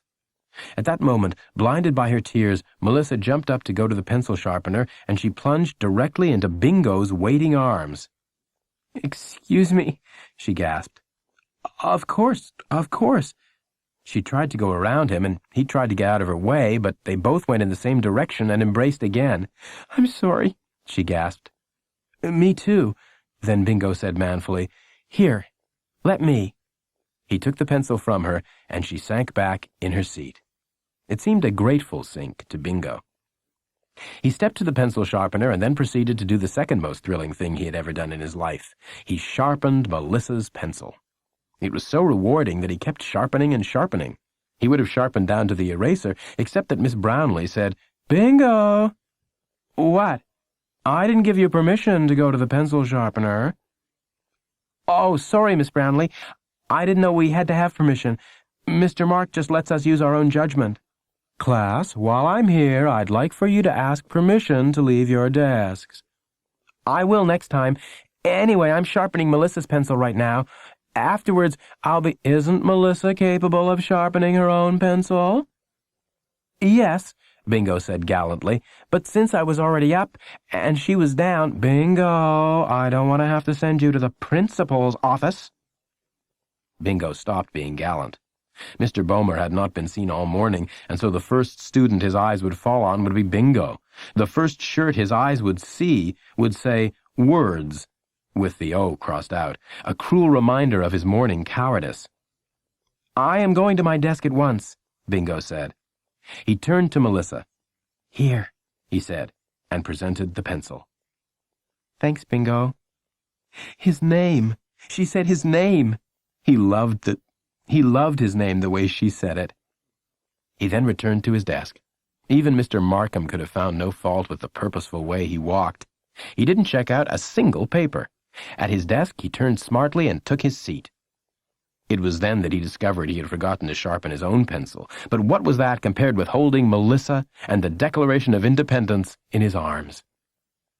Friday night supper was one of the best Bingo could remember. Every member of the family had something to be happy about. Bingo was the happiest. He had double triumphs, the wear-in and the embrace. His father was next happiest because someone named Mr. Kroll was going to Lima, Ohio. Now he could be standing on his hands with the other cheerleaders. His mom was third happiest because now she did not have to decide whether to go to homecoming without him. "Would you have gone without me?" Bingo's father asked. "I might have, because I told them I would, and they're counting on my trumpet." "Oh." "But I wouldn't have enjoyed it. You know that." Bingo said, "Isn't anyone going to ask about the wear-in?" "I am," his mom said. "I'm dying to hear about the wear-in. How did it go?" "It was a triumph. Boehmer never showed up. He was too chicken. He pretended to be in a staff meeting." "Maybe he was in a staff meeting." "Mom, don't be naive. Billy Wentworth let us into the school, and Boehmer hid out in the office all day. Billy Wentworth, he's the boy that's moving next door, was—" "Oh, speaking of homecoming," his mom interrupted, "now that we're going for sure, I better call Mom and see if she can stay with Bingo. I'll call after supper." This was more good news. Bingo loved his grandmother. She was like his mother in looks, except a little more wrinkled. She and his mom wore the same size and borrowed each other's clothes. They both wore their hair pulled back. There was only one difference, really. Bingo's grandmother was perfect. She did not have one fault. She let him have what he wanted to eat. She let him do what he wanted to do. She loved to take him to the movies. She loved to make popcorn for him. She made pancakes in the shapes of animals. She said, "Why, of course you do," all the time. Like Bingo would say, "I want ice cream on my cornflakes." "Why, of course you do." Splat. Also, his grandmother called him by his real name, Harrison, which was very refreshing after all the Bingos. "When are you going exactly?" he asked. A weekend of having every single one of his wishes, no matter how foolish, fulfilled would do a lot for him. 2 weeks from today." That night had been a peaceful one for Bingo. Not only had it been a perfect day, but his mom had changed the sheets on his bed. He always slept well on his Smurf sheets. But as soon as he closed his eyes, a question came.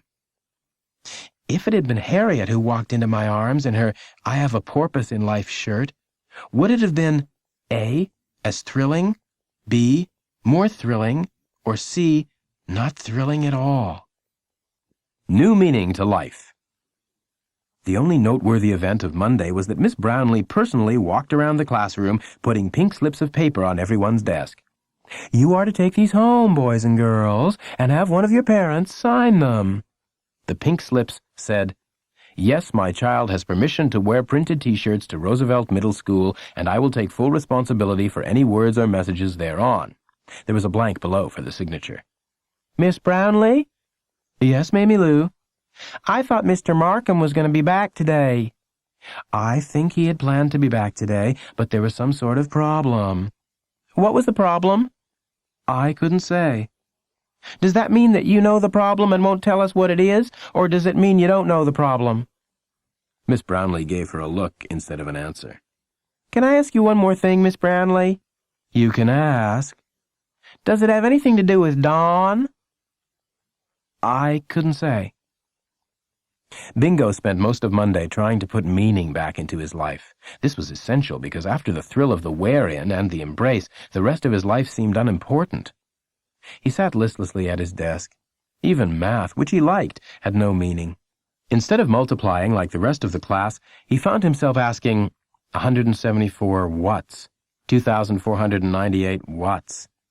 In a desperate effort to give meaning to the numbers, he began illustrating his problems, but even that, 174 oranges times 2,495 apples equals 434,652 mixed fruits, didn't seem to work.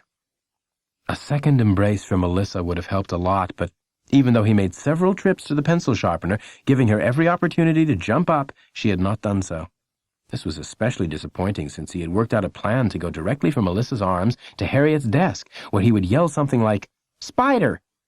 Harriet would leap up in alarm, his arms would be waiting, they would embrace, and he would know the truth. During math, he decided to try again. He put up his hand. "What now, Bingo?" "I seem to have broken my pencil again." Miss Brownlee said, "Will someone lend Bingo a pencil?" "My mom doesn't like me to borrow.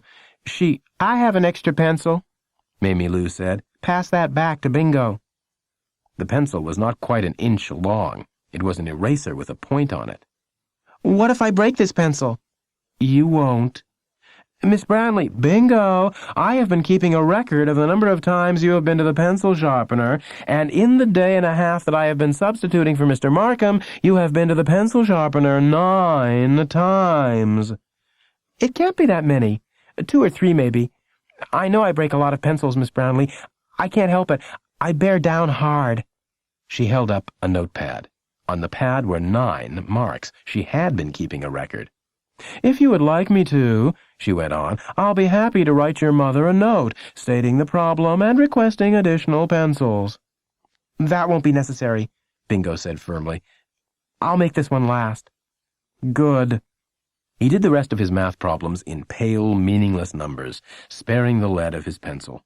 When he wrote in his journal, he wrote in pale letters only one question. "Is my life as a happy person over?" It was Billy Wentworth who put meaning back into Bingo's life. He did it with one sentence. "I'm moving next door to you Saturday." "Saturday?" "That's what I said, worm brain. Saturday." With that single statement, the enormity of the occasion washed over Bingo like a tidal wave. He would get to see what kind of furniture a hero had. He would see the refrigerator his food went in. He would see his chairs. He would see Billy Wentworth's bed. "Bingo?" "What have I done now, Miss Brownlee?" Had he gone to the pencil sharpener without knowing it, like a sleepwalker? "I honestly don't know what I've done." "You were staring into space." "Oh."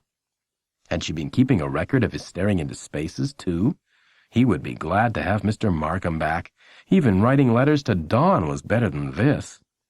Mr. Markham came back the next day in time to collect the pink slips. "I forgot mine, Mr. Mark," Bingo said. "I've had a lot on my mind lately." "I'm glad to hear that, Bingo, that you have something on your mind." Mr. Markham sounded like the old Mr. Mark, but he looked smaller, as if he was wearing his big brother's clothes. "Mr. Mark?" "Yes, Mamie Lou?" "You missed the wear-in. You didn't get to see us in our shirts." "I was with you in spirit." "I wanted you to see us." Mr. Markham put the pink slips in his desk drawer. "Hey, that gives me an idea, gang. Let's start off with art. We haven't had art in weeks. Get out a piece of paper and draw a picture of yourself in your T-shirt. We'll put the pictures up on the board as a reminder of your daring. Yes, Melissa." "My shirt had the whole Declaration of Independence on it. I'm not sure I remember it word for word." "Fake it." Everyone began work at once. The pictures had been burned into their brains since Friday, and it was a relief to be able to recreate them. Mr. Markham stood at the window, looking out. There wasn't much out there. The parking lot and the side of the gymnasium, but Mr. Markham kept looking until they finished the pictures. Melissa said, "Mr. Mark, we're through with the pictures." He turned around then. "Pictures? Oh, yes, pictures. Melissa, would you take down the harvest display from the bulletin board and organize the T-shirt display?" "Sure." Bingo was grateful to Mr. Markham for the display. He glanced sideways at it all during the week. The pictures were better than photographs. Harriet in I Have a Porpoise in Life. Billy in Rambo. Melissa in what appeared to be the complete Declaration of Independence. Barbara in the Statue of Liberty. Any 100-year-old lady needs a lift now and then. Bingo in Words. Being watched over by pictures of themselves at their best did something for all of them. Billy drew no weaponry. Bingo did not go to the pencil sharpener. They were so quiet that Mr. Markham only had to close his eyes once. When Bingo wrote in his journal on Friday, his questions reflected the peaceful nature of the week. Is this the way my life is going to be from now on? Am I at last in a period of peace? Is this adulthood? Or is this what's known as the calm that comes before the storm? Will Billy Wentworth have bunk beds? Spying on a superstar.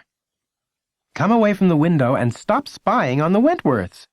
Bingo snapped the curtains shut and spun around. I was not spying. Bingo Brown, you've been spying ever since you got up. I have not. I've done dozens of things since I got up.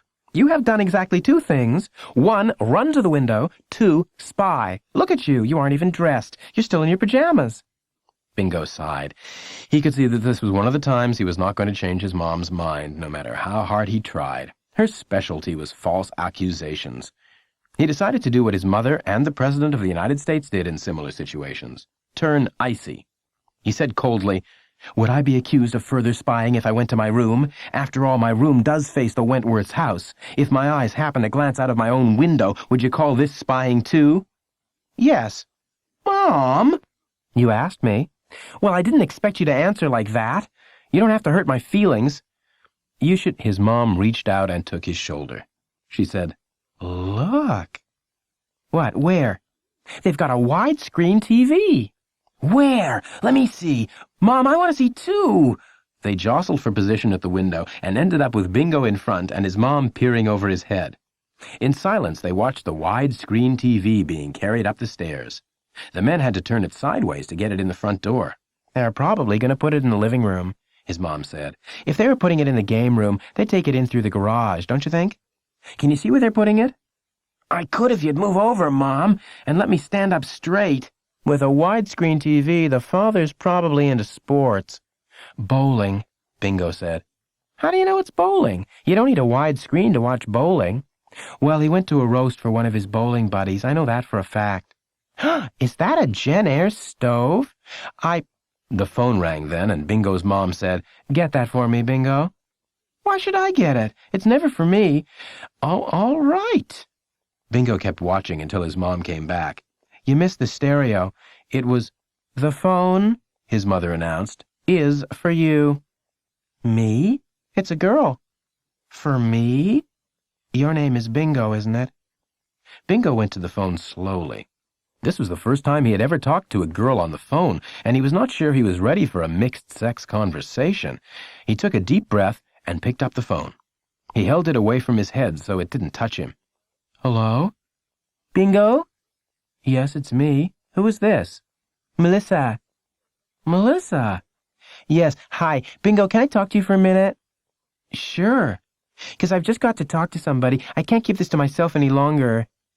What? What is it? Bingo sank down onto the chair. His heart started to pound. This was the way mixed-sex conversations were supposed to be. Intriguing, mysterious. Only Bingo had never thought of himself as having one. He brought the phone closer. Bingo, do you remember the other day when Mr. Mark made us write letters to Dawn? This was not what Bingo was expecting, but he said quickly, I remember that. Remember when he made me get up and describe her? Yes, I remember. You did a good job, too. Melissa sighed. What's wrong? She sighed again. Bingo got to his feet in alarm. Was it something he had said? Was it something he had not said? He would say anything she wanted him to. Didn't she know that? Well, remember I said Mr. Mark went in the store and she stayed outside? Yes, yes.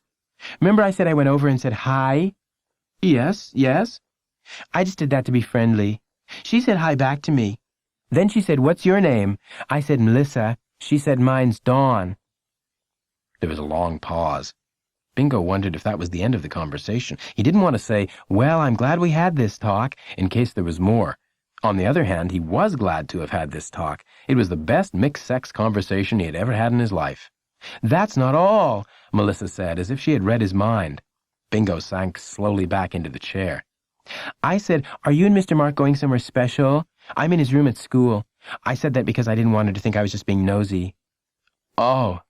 She said, we're going on a picnic. I said, oh, neat. I love picnics. She said, well, I don't. He came by the spa where I work and offered me a ride home. At first I said no, but then he promised to take me straight home, so I got on. Right away he U-turned and brought me here. I can't go on a picnic. I told him that, but he wouldn't listen. Now he's gone in the store to get hot dogs. Bingo had never realized before what a good conversationalist Melissa was. He had known she was beautiful and intelligent and sensitive, but she was so good at imitating people that now he knew exactly how Dawn sounded. So I said, "Are you his girlfriend?" She was so nice I felt like I could ask her anything. And she said, "No, I could never be his girlfriend because he's too erratic, like this picnic that I don't want to go on. I've got a date tonight, and he probably won't take me home in time to get ready." Then she looked around and said, "I wish I could see somebody I knew." And then she looked at me and said, "Oh, could I get a ride home with you? Where's your car? Quick!" Before I could answer, Mr. Mark came out of his store. She said, "Oh, there he is. I could just cry." There was a long pause, and then Melissa said, "That's all." "Oh." That was all the conversation. They got on the bike and drove off. "Oh." Bingo was trying to put a lot of variety in his O's, making each one different. "I wanted to tell somebody about it because it made me feel terrible the other day when he said she was his girlfriend. She's not his girlfriend. I don't even think she likes him." "Oh." "I wish I had her last name so I could call her up." "Me too. Anyway, you know something?" "What?"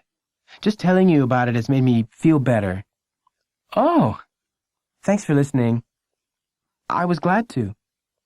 Bye." He went slowly back to the window. "You missed the bunk beds, 2 lazy boy recliners, and a beanbag chair," his mom said. "Oh." "Here they come, the Wentworths and the kids." Bingo watched as the car drove up and stopped in front of the house. Billy got out of the car, then his sister. They were having an argument. The sister was saying, "I got the big bedroom because I take care of things. You are a slob."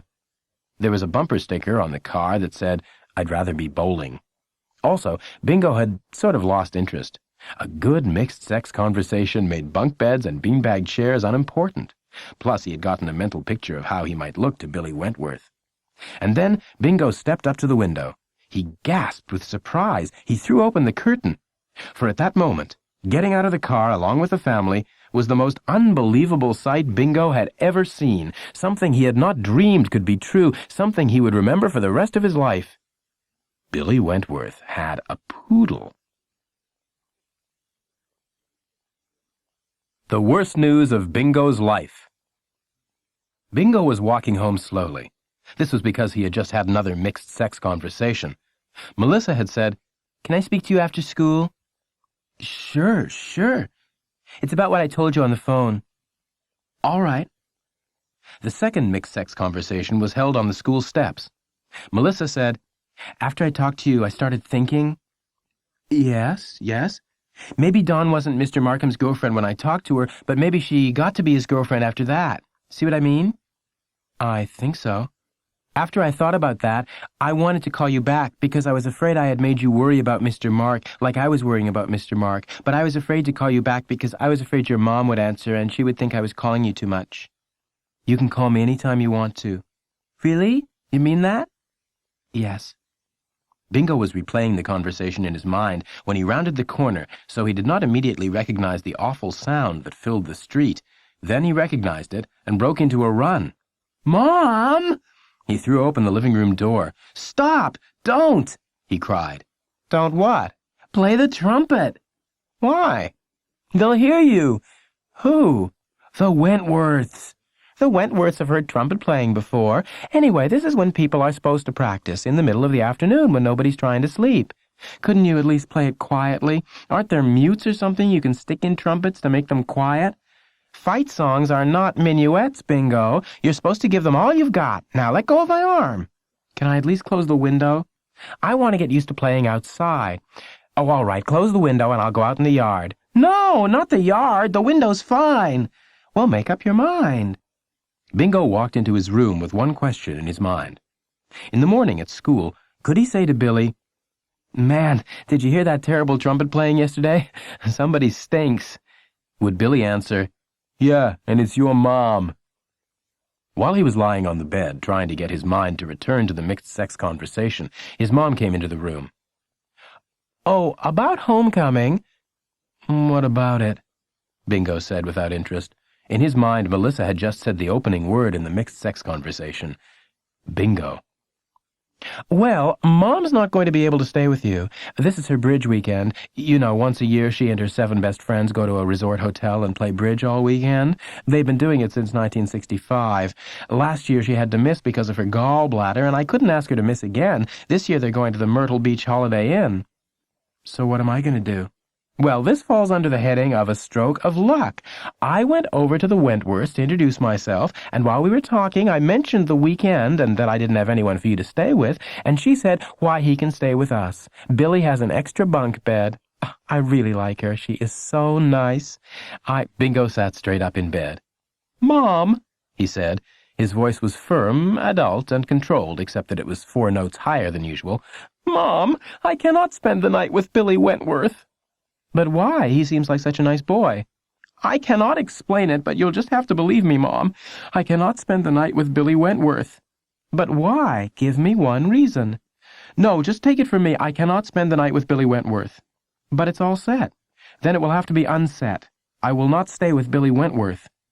Do it for me. No. For your dad. No. Bingo, his mom said, abandoning her efforts at soft sell. You are so interested in yourself and your own problems that you never even notice anyone else.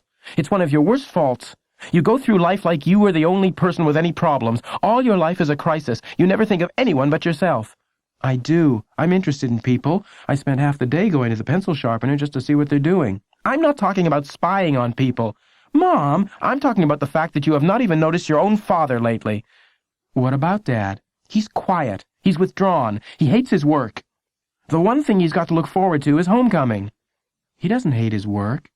Can you honestly imagine that it's fun to sell insurance for a living? Just get me a babysitter. Who? I don't know. Somebody. Well, I promise you one thing. You are the one who is going to have to tell your father.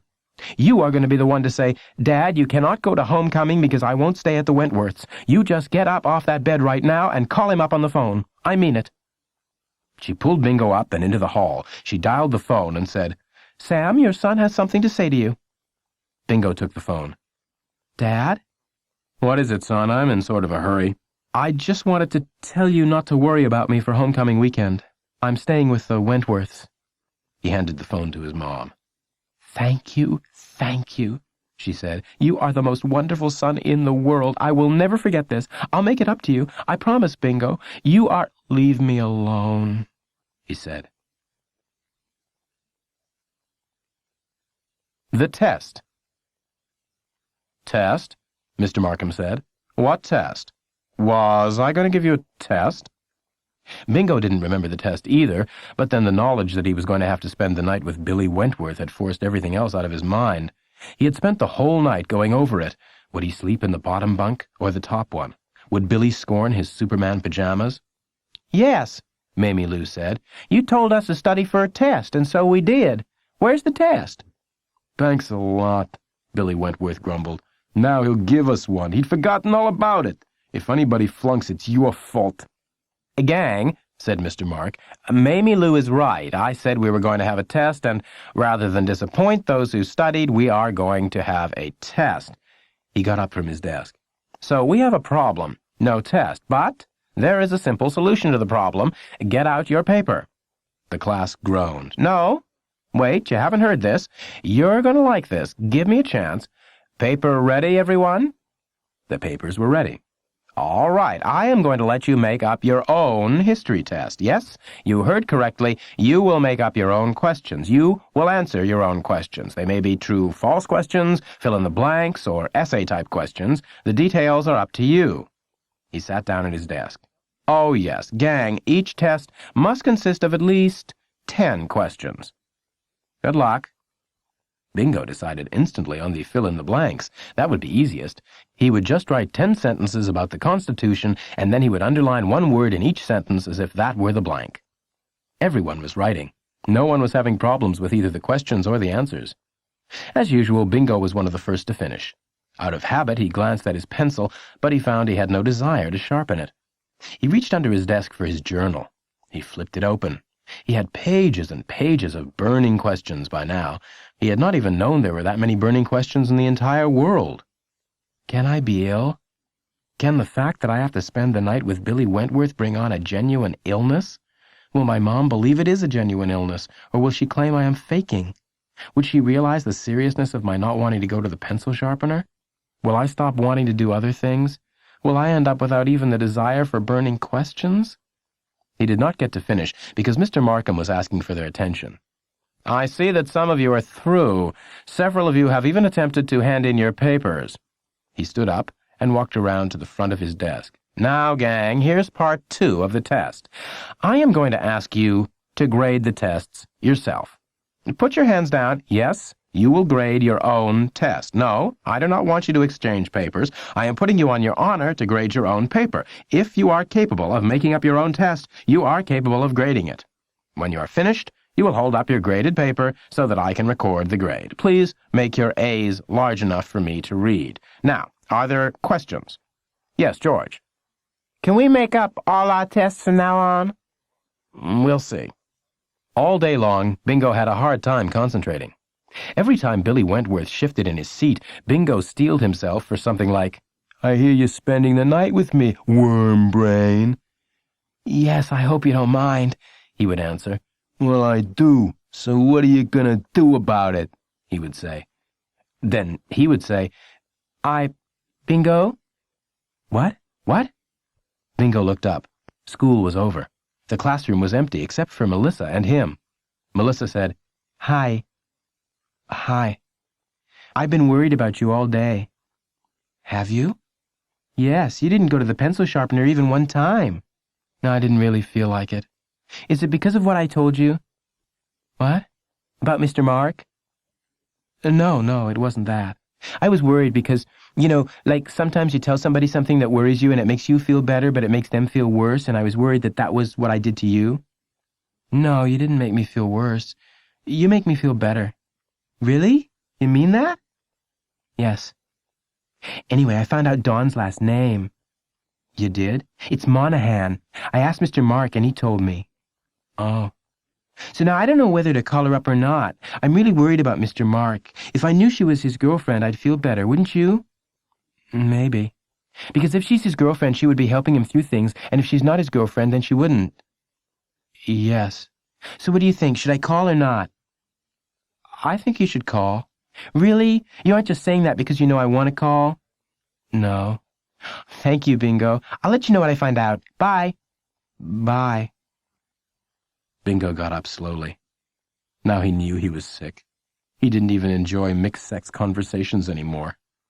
With his head hanging, he started for home. Journal 2. Mr. Mark? Yes, Bingo. What are we supposed to do when our journals are full? Well, let's worry about that when they are full, all right? Mine is. Mr. Mark looked up in surprise. Your journal is full, Bingo? Yes.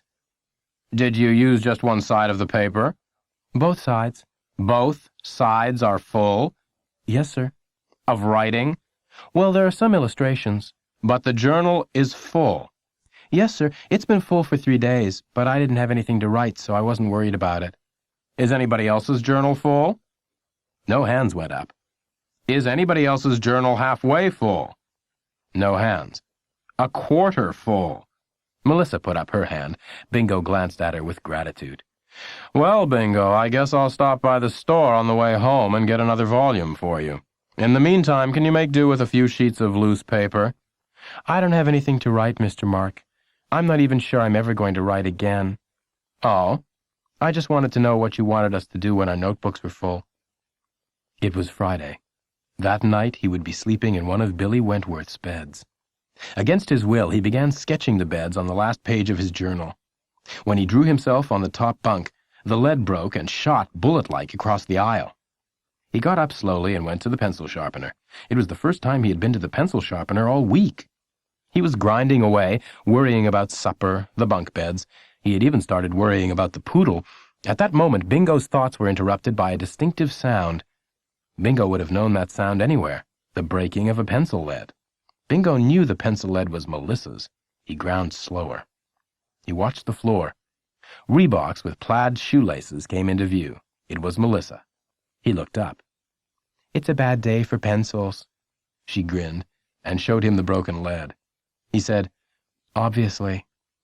He took out his pencil and blew off the shavings. He wished he had blown them in the opposite direction. However, Melissa didn't seem upset that they landed on her.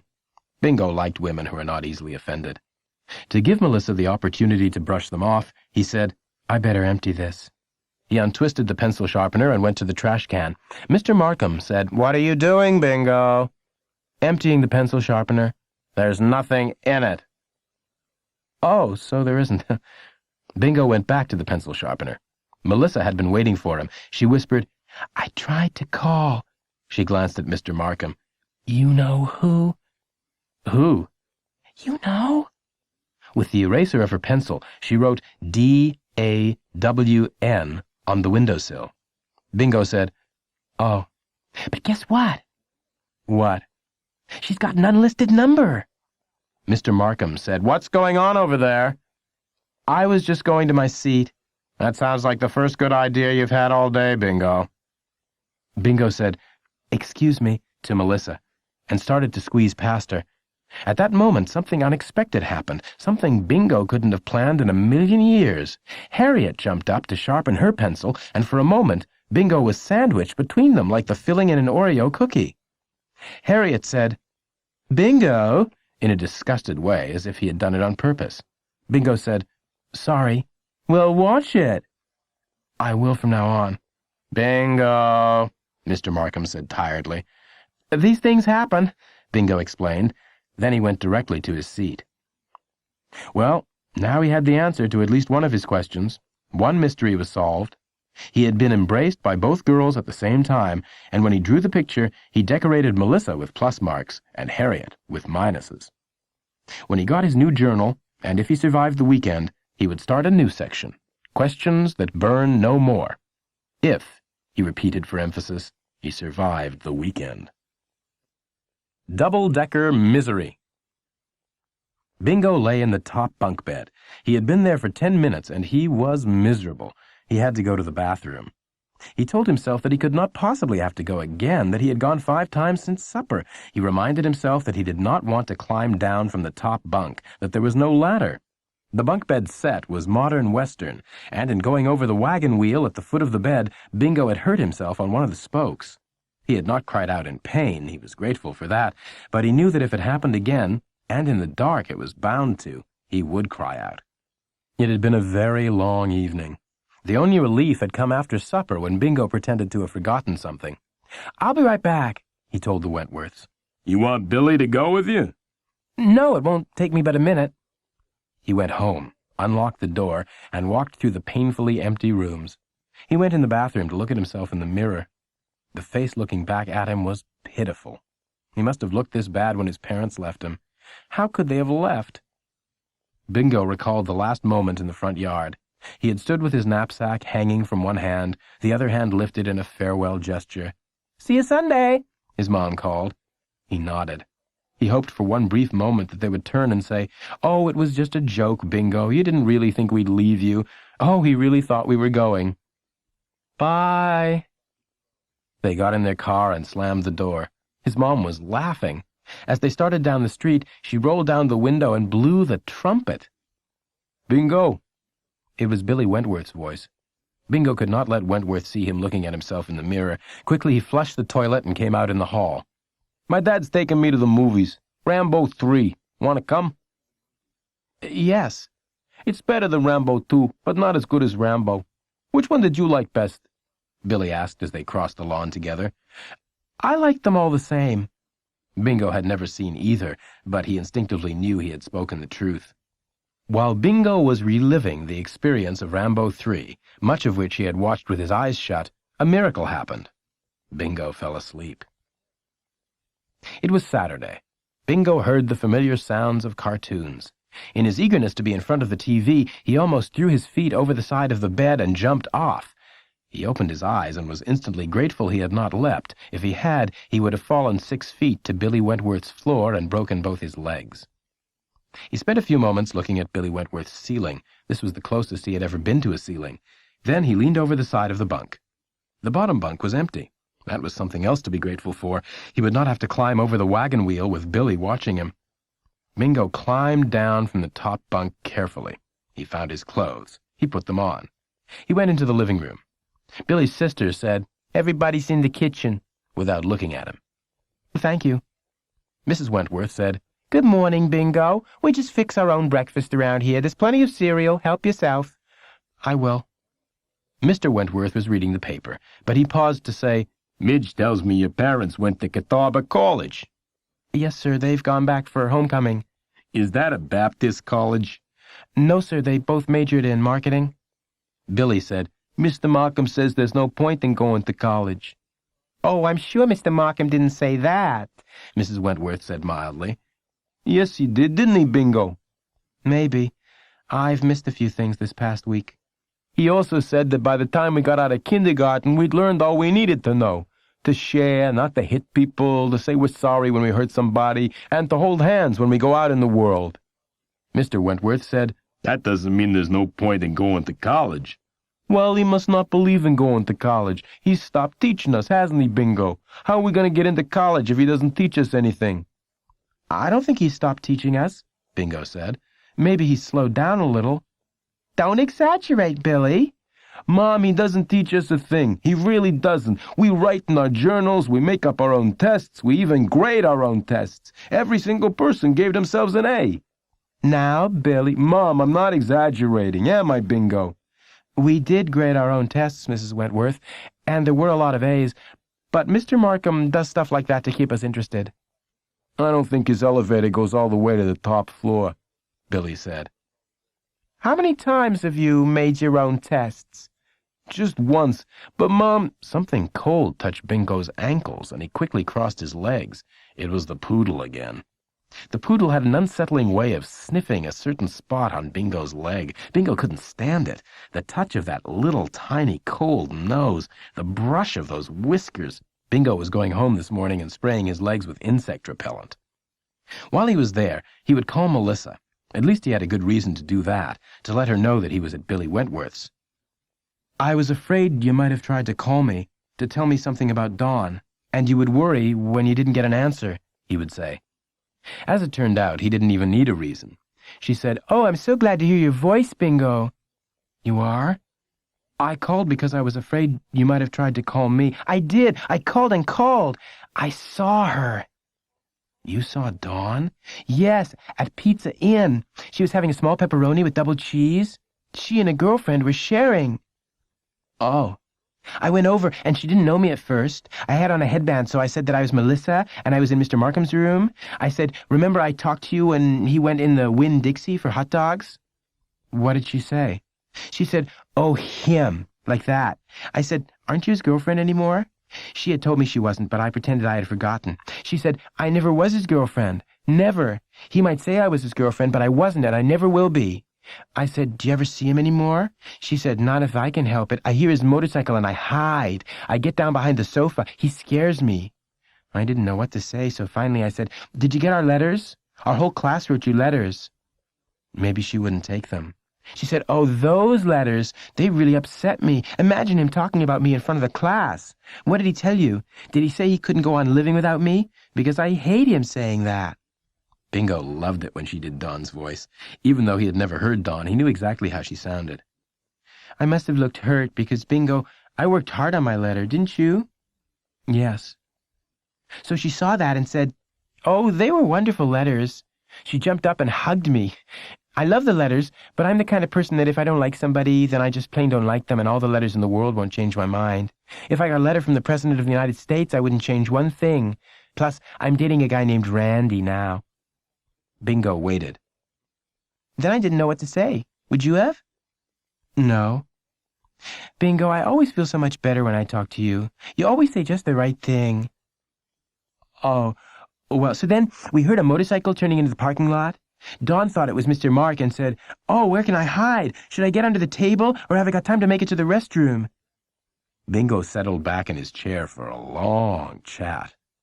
"And I said, 'That's not Mr. Mark's bike. His is—'" The letters. Bingo opened his new journal and smoothed the first page. He wrote, "This book is dedicated to the new, improved Bingo Brown." Ever since his parents had returned home safely, he had felt like a new person. He had even acted that way. He had not made any mention of his own weekend discomforts. He had been genuinely interested in what they had done. "Oh, Bingo," his mom had said, "it was so much fun. I laughed so hard I almost couldn't play the trumpet." "That's good. How was your handstand, Dad?" "We didn't do the handstands. We did a pyramid. They were a little wobbly." "A little wobbly? They were hilarious. I laughed till I cried." "They weren't that funny. You didn't see them from the rear." She laughed and turned to Bingo. "Oh, Bingo, I hope you're going to go to Catawba. It's so much fun." "I do want to learn something," Bingo answered. "But having a good time is important, too. College is the last free time in your life. I want you to promise me something, Bingo." "What?" "I want you to promise that when you go to college, you're not going to be one of those boys who spends his life in the library and jumps like a scared rabbit every time a girl looks at him." Bingo was too stunned to speak. He'd jump when a girl spoke to him? He who had been in love 3 times in one day and had already had 4 mixed-sex conversations? "Get out paper and pencils, gang," Mr. Markham said. "I want you to do something special today." "I thought we were going to write in our journals," Bingo said. Mr. Markham shook his head. "I've got something I really need for you to do." Billy Wentworth turned and gave Bingo a knowing look. "Now, gang, this is really important. I'm going to have you write letters, and this is probably the most challenging assignment I'll ever give you." Bingo closed his journal reluctantly. "Now, does everybody have paper? Pencils? Nobody needs to sharpen." He glanced at Bingo. Bingo shook his head. "Good." Mr. Markham moved around his desk and stood with his hand on the imaginary beard.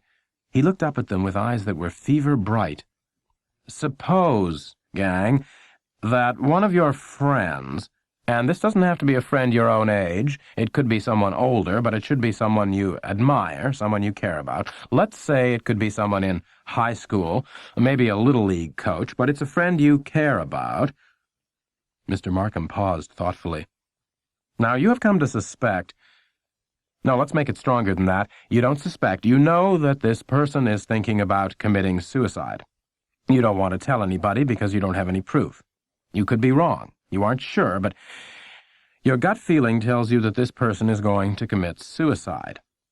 You decide to write this friend a letter and talk him out of it. So this is the most important letter you will ever write because a life depends on your words." Mr. Markham leaned back on the desk and looked at them. "Have you got any questions before you get started?" "Yes, Mamie Lou." "Are we supposed to use the name of a real person, or do we make up somebody?" "I don't want a real name. Let's see. How about dear friend?" He looked around the room. "No more questions? All right, then, get started." Mr. Markham walked around his desk. Before he sat down, he said, "I'm going to give you as much time as you need on this, gang. I want these letters to be as good as you can make them." Bingo had been prepared to write in his journal, and he couldn't get his mind on this letter. He wrote, "Dear friend," and then he looked round the room. Nobody else was doing any better than he was. Not one single person was writing. Finally, Harriet raised her hand. "Yes, Harriet." "I'm not having much luck." "How do you mean?" "I can't get started." There were a few mutters of, "Me either." Mr. Markham got up. "How many are in trouble?" Every hand went up. "All right, let's talk about this for a little bit. Dear friend, you've gotten that far, I assume. I know that you are thinking about suicide." There was a flurry of activity as everyone copied the first line. Then they looked up. Mr. Markham sighed. "Gang, this is not a lesson in dictation. All right, I'll give you one more line, and then you're on your own. I don't care how many pitiful looks you give me." He glanced up at the ceiling. "Dear friend, I know that you have been thinking of suicide. Please do not take your life, because—" He stopped. He said, "Now that's all the help I'm going to give you. These are your letters. It's your friend in trouble. Maybe," he went on more slowly, It's the word friend that's bothering you. Maybe it's not specific enough. Suppose it's the boy down the street who plays catch with you every afternoon after school. So you think selfishly at first. You don't want this boy to kill himself because then you won't have anybody to play catch with. And put that down. It's all right to be selfish. But then you start thinking. Mr. Markham moved around to the front of his desk. You start thinking. The boy down the street who plays catch with you, and you probably aren't that much fun to play catch with, so this boy down the street is being nice, generous. What else? Kind. Giving. So, if this boy commits suicide, then not only does he go out of the world, but so does his kindness and goodness and generosity. And gang, the world can't afford to lose any more of that stuff. There's not enough of it as it is. He stepped away from his desk, closer to the class. And gang, it's not the mean, rotten gangsters that commit suicide. Well, okay, they do it, but like Hitler did, to keep from being captured. I'm not talking about that. I'm talking about people that never hurt anybody in their lives. I'm talking about poets and short-order cooks and soft-spoken uncles and janitors. I'm talking about teachers. He paused. He rubbed his hands together as if he were soaping them. Why wouldn't you want me to commit suicide? Think selfishly. Because you'd get a substitute teacher. Take it from there. Why wouldn't you want Aunt Gertie to commit suicide? Because every Christmas she sends you a $20 bill. Take it from there. He looked at them for a long time. It was Mamie Lou who picked up her pencil first and began to write. Then Harriet. Then Bingo. With a sigh, Mr. Markham went back to his chair and sat down. The all-new improved Bingo. There was a note on Bingo's desk. He stood for a moment staring at it. He had never gotten a note before. He picked it up and turned it over, looking at it as if he didn't know what to do with it. His name was on the front, and there was a heart where the postage stamp would have been. In the heart was a face that looked like Melissa. At that moment, Billy Wentworth turned around in his seat. "What was going on yesterday?" "Yesterday?" "Yeah, with you and Harriet." "Oh, that." The incident with Harriet had been a disturbing one. Bingo had been going home when all of a sudden he heard someone say, "Bingo?" He glanced around so fast his neck popped. "Over here." "Harriet, what are you doing behind the tree?" "I didn't want him to see me." "Him?" "Billy." "So would you do me a favor?" "If I can. Would you pretend to be talking to me?" "I am talking to you. I mean, if I came out from behind the tree, would you talk to me?" Bingo was getting uneasy. "I guess so." She stepped out. "And walk with me. Come on, walk." Bingo walked, but it felt like a forced march. He didn't like it. "Say something." "What?" "Anything." Forced walking, and now forced talking. How had he ever thought he loved this woman? Even if she did dedicate a concert to him, he wouldn't listen. He would put his fingers in his ears. "Say something." "What?" "Bingo." She was speaking through her teeth now. "Billy saw me hide behind that tree, so he probably thinks I was hiding there to watch his house. He's looking out the window right now. If he sees me with you, he'll think I was there to meet you, so say something." At last Bingo had something to say. "This is my house, Harriet. Goodbye." That was the whole unfortunate incident, and now Billy Wentworth wanted to hear about it. Bingo glanced across the room. Harriet was watching them with slitted eyes. Billy said again, "What were you and Harriet doing in front of my house, worm brain?" Bingo said, "Nothing. We weren't doing anything. We just walked past." "It didn't look like you were just walking past to me. It looked like she was hiding behind a tree, and then you came along and she jumped out. I don't like people doing stuff like that in front of my house." "Well, that is pretty much what happened," Bingo said. "I mean, the part about her hiding behind the tree and jumping out at me." Bingo turned his head so that Harriet couldn't read his lips. "I think she likes you." "Likes me?" Billy Wentworth said. It was so loud even Mr. Markham looked up. "She better not like me. I didn't tell her she could like me." Harriet turned her head away and looked out the window. The back of her neck started getting red.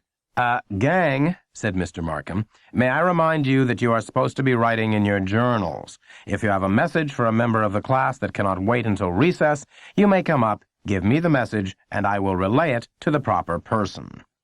Mr. Markham said things like this a lot, but no one ever took him up on it. This time, Billy Wentworth got up out of his seat. He pulled down his Rambo t-shirt. He went to Mr. Markham's desk. "I take it, Billy, you have a message for someone," he said. "That's right." Everyone in the class stopped writing. Mr. Markham said, "So who is the message for? Perhaps you could whisper it so as not to disturb the rest of the class." Billy Wentworth was not a good whisperer. "Harriet." "Perhaps you might like to write the message down. Here's a notepad. The rest of you get back to work." Billy's message appeared to be 2 words in length. When he finished writing, he underlined the words twice and then went back to his desk. Mr. Markham put his fingers up to his head, as if he had a headache. He said, "If I judge that your message should not be passed on, then I will destroy it. If you see me destroy your message, that means I do not deem it worthy of being passed on." Mr. Markham took the top sheet of the notepad and tore it into small pieces. Then he noticed that Billy had borne down so hard the message was on the next 4 sheets. He tore those up, too. In the silence that followed, Bingo opened his note. It said, "Meet me at the Flagpole after school. M." Bingo looked across the room. He nodded. Mr. Markham said, "Bingo, is there something wrong with your neck?" "No." "Then why are you nodding like one of those dogs on car dashboards?" I was nodding because I thought something was wrong with my neck. Then after I nodded, I discovered nothing was wrong with my neck." "That's the first good news I've had all week." When the bell rang, Bingo was out of his seat like a shot. He had to avoid Harriet and Billy Wentworth and get to the flagpole. He was waiting there when Melissa came down the steps. "Oh, you went out of the room so fast I thought you weren't going to wait." "No, I wanted to wait." Bingo put his hands over his back pocket where the note was.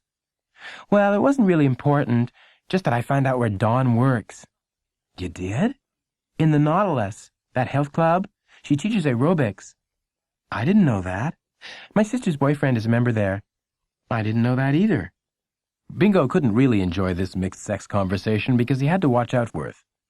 There she was, coming down the steps, heading right for him. Her face was purple. Bingo said, "I've got to go. I'll call you later." As he ran down the street, he was amazed at how casual he had become, at how easily he had come up with that. "I'll call you later." Am I a man at last? He glanced over his shoulder. Harriet was gaining on him. He ducked his head and ran for his life. Calls for Bingo. The phone rang. "I'll get that," Bingo called cheerfully. "Hello?" He had started singing out the word. He loved the telephone. In some ways, mixed-sex conversations were better by phone. You didn't have to worry about your expressions. A voice said, "It's me, Harriet." Bingo fumbled the phone as if it had suddenly gotten too hot to handle. "Oh, I want you to do something for me." "I'm not very good at doing things for people," he reminded her. "You're the only person that can do this." "What is it?" "Go over to Billy Wentworth's and tell him I don't like him." "I can't do that." "You've got to." "Why me?" "Because you're the one that told him I did like him." She lowered her voice, but unfortunately he could still hear her. "See, Bingo, I really do like him, and the only way I can get him to like me is to make him think I don't like him." "Harriet, I'm sorry. My mother's calling me to supper." "It's only 4:00. "We eat early." Bingo hung up the phone and went into the living room. "If I get any more phone calls, I'm not here," his mom said. "Oh? If I tried to tell you what had happened to my life, you would say it was my fault." "No, I wouldn't." "Yes, you say I create crisis, and Mom, I don't create crisis, but I'm always standing right next to it. It's like I'm living my life in the middle of all these little tornadoes, and I get swept into them. It's not my fault. I'm helpless." "What's happened now?" "Yesterday, this girl, Harriet, was spying on the Wentworth's house, and I was passing by, totally innocent, and Harriet leaped out and demanded that I talk to her, and I said a few words, and then she demanded that I walk with her, and I took 4 steps, 5 at the most. This morning, Wentworth asked me about it, and I thought he thought this girl and I were—" He broke off. "Oh, it's Too complicated. Just go ahead and say, Bingo, it's your fault. It will save a lot of trouble. The phone rang then, and Bingo pulled a sofa pillow in front of his heart for protection. Remember, I'm not here, he said. Bingo lay in bed in his Superman pajamas. His mom knocked at the door. Bingo, are you asleep? Of course not. The phone's for you. I told you I wasn't here. She said to tell you it was about Mr. Mark, and it was real important. Bingo threw back his Superman cape. Did she tell you her name? Melissa. Oh, that's different. Bingo was at the phone in 2 strides. Hello? I know it's too late to be calling, Melissa said, but I had to tell you about something awful that happened at the Nautilus. The Nautilus? Where Dawn works. Remember I told you that my sister's boyfriend goes there? Yes. So anyway, late this afternoon, Mr. Mark came to the Nautilus. He wasn't supposed to come anymore because Dawn doesn't want to have anything to do with him. Anyway, he tried to make her get on the motorcycle, and the man, Stevie, who's the manager, came out, and he and Mr. Mark had a fight. Well, it wasn't really a fight because Stevie is into bodybuilding and Mr. Mark hardly has any muscles at all. Stevie punched him out. That's what my sister's boyfriend said, and Mr. Mark rode off so fast he almost hit a lady with a grocery cart. Bingo didn't say anything. I just feel so sorry for Mr. Mark. Don't you? Yes. You aren't mad that I called you, are you? No, I'm not mad. Oh, good. I couldn't stand it if you were mad at me, Bingo. Bingo hung up the phone and stood for a moment in his sagging Superman pajamas. His mom was watching him from the doorway. Another tornado? She asked. He nodded. He pulled his Superman cape around him as if he were shielding himself from the world. Good night, he said. Bomer. Bingo came up the school steps slowly. He was deliberately late because there were so many people he did not want to see. Harriet, Billy Wentworth, the punched-out Mr. Markham. He didn't even want to see Melissa. Lately, Melissa seemed to think he wanted to know more than he really did about things. He stepped inside the front doors. He had thought the hall would be deserted, that he would walk unobserved to class, taking his time, preparing himself to open the door, but his entire class was in the hall, clustered at the door of the classroom. Melissa ran toward him. Bingo, Bomer's in our room. Bomer! What's he doing in there? Nobody knows. Is Mr. Mark there? No, just Bomer. Everybody thinks we must have done something. What? That's just it. We don't know. But if one of us had done something, we'd be called to his office, wouldn't we? So it must have been all of us. Bingo and Melissa walked slowly to the classroom door. They joined the back of the group. There was an air of apprehension.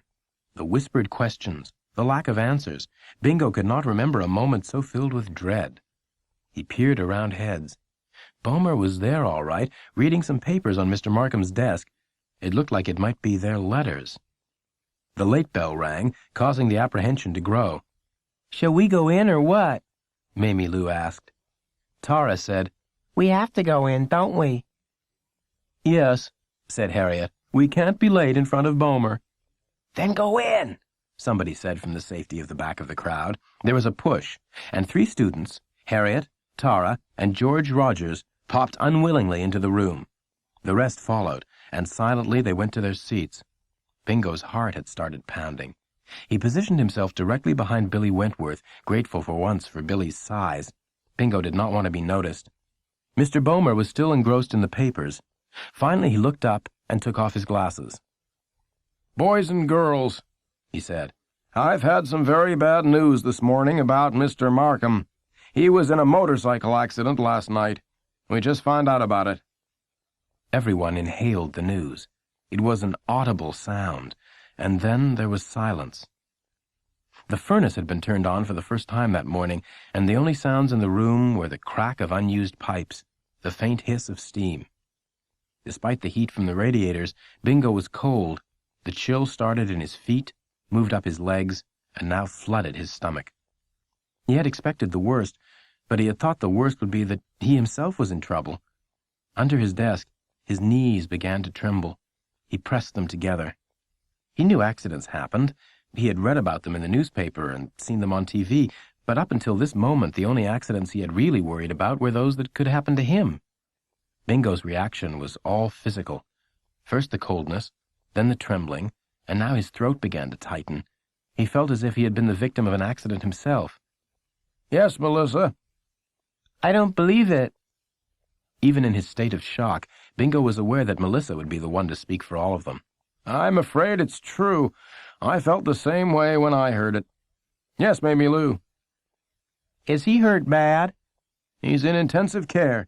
He has some broken bones and a head injury. He was not, as I understand it, wearing his helmet. He always wore his helmet, Billy Wentworth said. I never saw him without his helmet. Bingo tried to say, me neither, but no sound came out.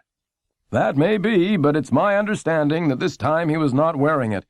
He was apparently traveling at a high rate of speed. He was alone. No other traffic appears to have been involved. Mr. Bomer glanced down at the papers on Mr. Markham's desk. Then he looked up and said, Yes, Billy. Where did it happen? It was on Highway 64. He ran off the road on a curve and apparently struck a tree. The accident happened about 11 o'clock, but he was not found for several hours. A passing motorist noticed his headlight in the weeds. Yes, Melissa? Will he be all right? I don't know. Even the doctors don't know at this point. He doesn't have any family in town, so I'm going over as soon as your substitute teacher arrives to see if there's anything I can do. When I get back, I'll stop by and let you know what I found out. Yes, Harriet. If we wrote Mr. Mark some letters, could you take them to him? I'd be glad to. That's a good idea. He may not be able to read them right away, but I know he would appreciate your writing them. Bingo tore a sheet of paper from his new journal, the one dedicated to the new, improved Bingo. He got a pencil. He wrote, Dear Mr. Mark. He looked around the room. Once again, they were all in trouble together. Nobody was writing. Take your time, Mr. Bomer said. They bent over their papers. For once, Bingo didn't have to go to the pencil sharpener to see what they were writing. They all had the same sad message. Please get well. Miss Brownlee was reading aloud. She had said, I know you're too upset to concentrate. I am too, so why don't we just read this morning? Bingo was slumped at his desk. He was not listening to the words. He had no idea what the story was about. Like everyone else, he was waiting for Mr. Bomer. From time to time, his knees trembled, like the aftershock of an earthquake. Halfway through Chapter 11, there were footsteps in the hall, a knock at the door. It's Bomer, someone said. Come in, Miss Brownlee called. Mr. Bomer opened the door. For the first time in Bingo's life, he was glad to see him. Am I interrupting? Mr. Bomer asked. No, come in, come in. We've been waiting for you. Mr. Bomer stepped inside the room. Well, he said, I can't tell you much more than I told you this morning. Mr. Markham has not regained consciousness. He's still in intensive care. His condition is listed as critical. I spoke to one of the doctors, and he said all they can do right now is wait. There was a pause. Tara put up her hand. Did you see him? Just for a minute. Can we see him? No, he's not allowed any visitors. Maybe at a later time. I'll let you know. I want to take up a collection and send flowers, Melissa said. I'd hold off on that, Melissa, until he can appreciate them. I did leave your letters with the nurse, and she'll see that he gets them as soon as he feels like reading. Mr. Bomer looked around the room. Any other questions? Bingo shook his head in silent dismay. He, who had had hundreds of questions in his life, now found that at this crucial moment he didn't have a one. He leaned forward and dropped his head into his hands. Route 64. Mr. Markham? Bingo's mom asked. She sat down as hard as if she'd been pushed. Not Mr. Markham. Bingo nodded. I can't believe it. Mr. Markham? Yes. Is he going to be all right? I've told you all I know. Oh, not Mr. Markham. I hate that. How can we find out how... Her head snapped up. I heard the paper a minute ago. Maybe there'll be something about the accident in it. She got up and pushed open the front door. The afternoon paper was there, and she sat on the steps and began to flip through the pages. Bingo stood stiffly behind her. Here it is. She folded the paper back so she could concentrate on the article. She read it aloud. Local teacher in motorcycle accident. A 24-year-old Marshville man, John P. Markham. I didn't know he was only 24. Did you, Bingo? Bingo shook his head.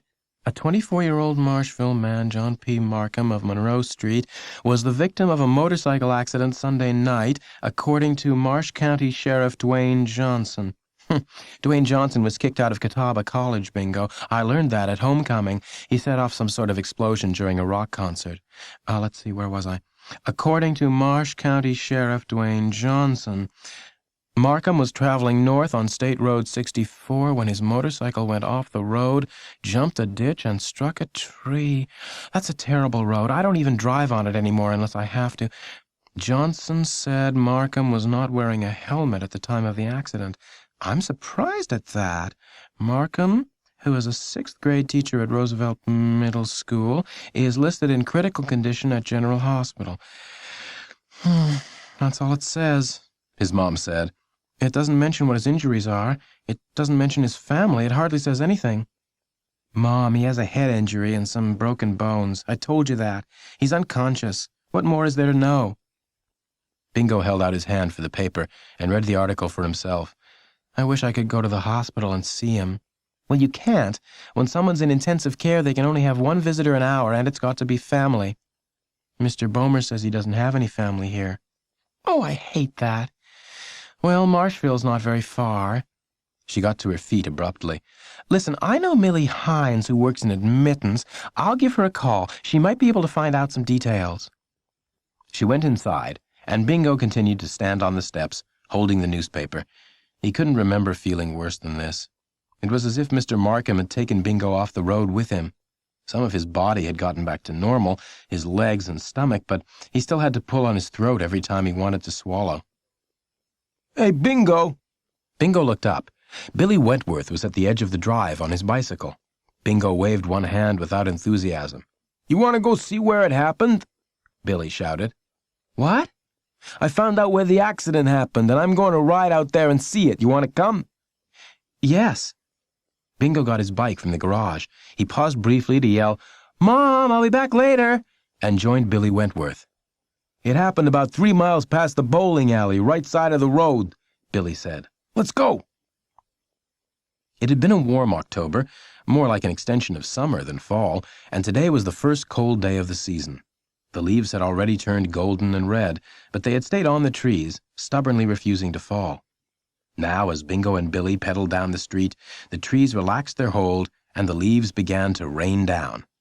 In a shower of gold and red, the boys headed for State Route 64.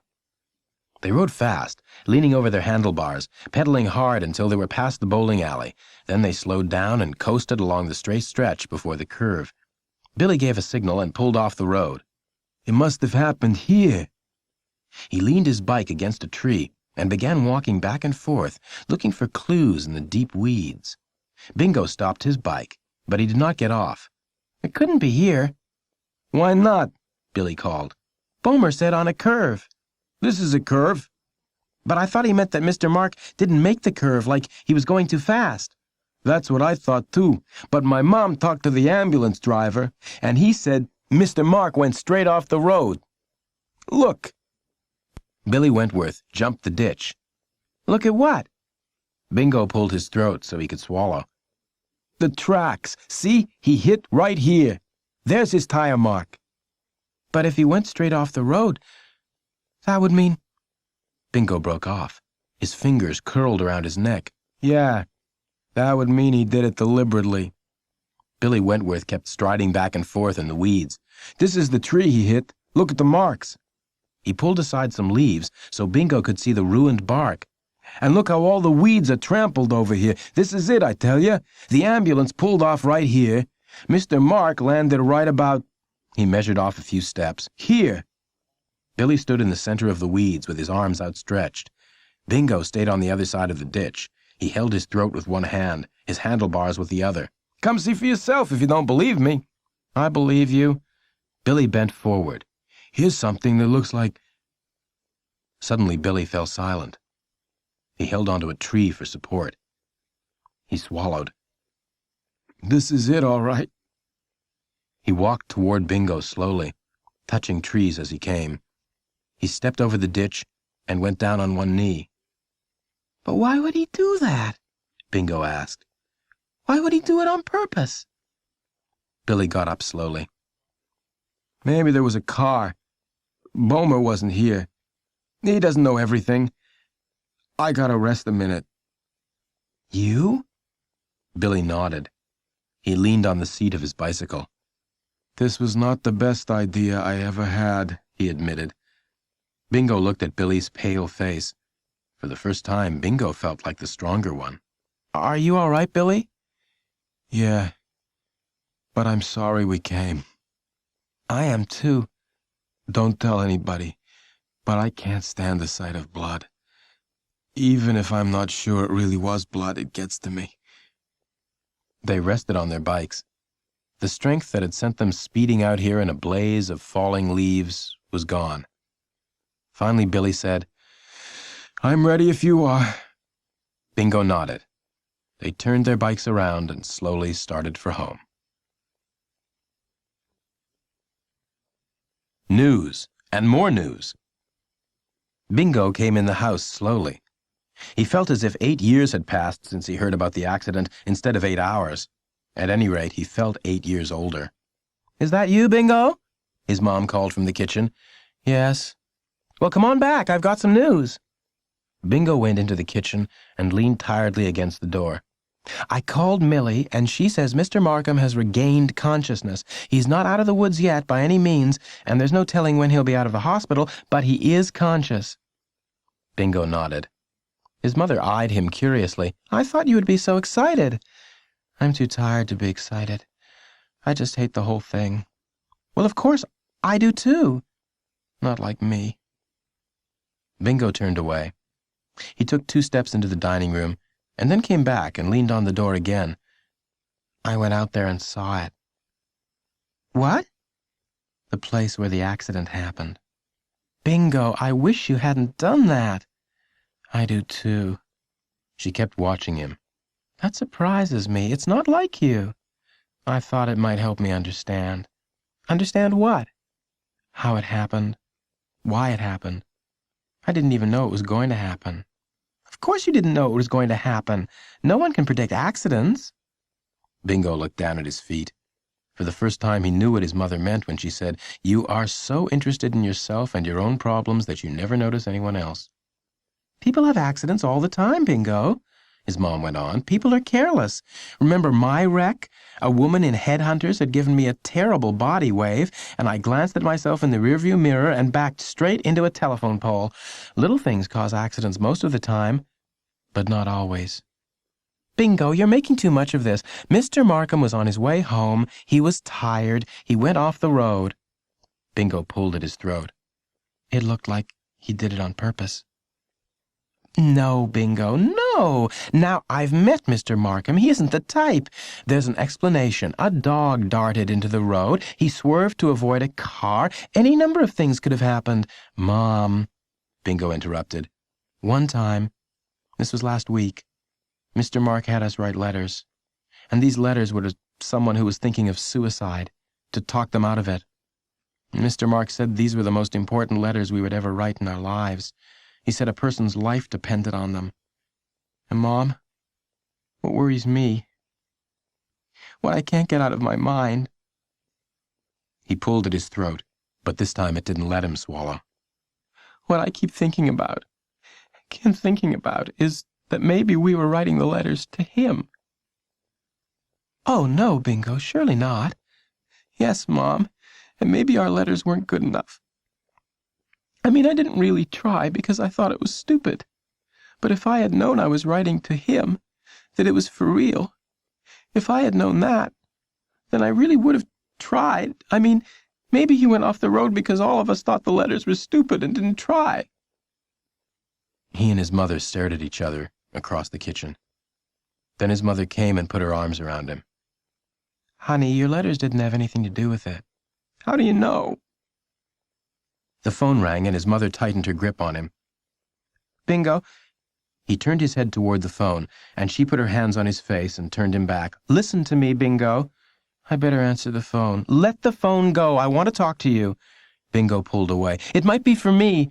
It might be about Mr. Mark. His mother followed him to the phone. anxiously wiping her dry hands on her jeans. He picked up the phone. Hello?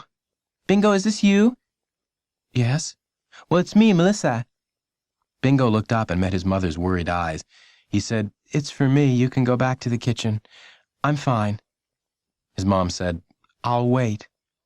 Melissa said, I tried to call Dawn. You did? Yes, I called the Nautilus, and a man named Mike answered and said she wasn't there. I said I wanted to know if Dawn had heard about Mr. Markham's accident. Mike said, Is Mr. Markham the guy on the motorcycle? I said, Yes, he's my teacher. Did she hear? Mike said she heard, that's why she didn't come in today. I said, Could you please give me your home phone number? Mike said, No, she doesn't want anybody calling her. I said, I hate to beg, but I have to talk to her. He said, Well, give me your name and I'll have her call you. So I gave it to him, but she hasn't called. Oh. I've been sitting by the phone for 2 hours. She should have called by now, don't you think? Or do you think it was just something Mike said to get rid of me? I don't know. Because I've got to know what happened. I've just got to. I'm the kind of person who wants to know everything, Bingo. I've always been that way. Well, I did hear he's conscious. Someone at the hospital told my mom. I heard that too, but you know what really worries me? What really worries me is him not having on his helmet. Doesn't it you? Bingo said stiffly. Yes. There was a pause. And then Melissa said, Bingo, you don't sound like yourself. Is there somebody there with you? Yes. Is it your mom? Yes. I knew it. Listen, you want me to call you back? No, I'll see you at school tomorrow. All right, but come early so we can talk. I better get off the phone too and give Dawn a chance to call. Bye, Bingo. Bingo hung up the phone. At once his mother said, Now listen to me, Bingo. I'm listening. Well, look at me. Bingo looked up. I don't know whether your teacher went off the road on purpose or not. Maybe he did. But it was not up to you kids and your letters to stop him. But, Mom, if our letters had been really good... No! Mr. Markham was your teacher, Bingo. And you looked up to him and trusted him, and that was exactly what you should have done. Your teacher betrayed you. Mom, don't say that. He didn't betray us. Oh, yes, he did. A person is given a wonderful gift, Bingo. Life. Life. And if he throws it away, as your teacher may have tried to do, if he throws it away, he's never going to get it back. Never. You can't change your mind next month and say, well, I'm tired of being dead. I think I'll pop back into the world. It doesn't work that way. You slam the door shut, and you're never going to open it again. To me, slamming that door is betrayal to everybody you slammed the door on. And it is the cruelest betrayal in the world. Bingo looked at his mother. Oh, Mom, he said. I wish you'd been there last week to write a letter. After lunch. Melissa was taking up money for Mr. Marks's card. Does anybody have the right change? She asked. The card was 99 cents, remember, so everybody owes 3 cents. Does anybody have exactly 3 cents? Melissa had on her Care Bears shirt with baby blue barrettes holding back her hair. She looked anxiously around the room. Bingo put up his hand. Bingo, you have the right change? He nodded.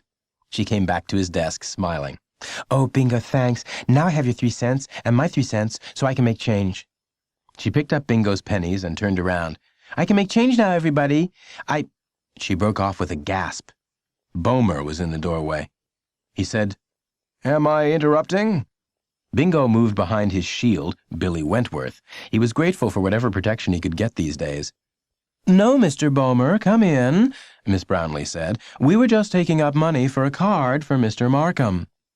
I won't take but a minute, Mr. Boehmer said. Melissa said, Scoot over, Bingo, I'll sit with you. What? Scoot over.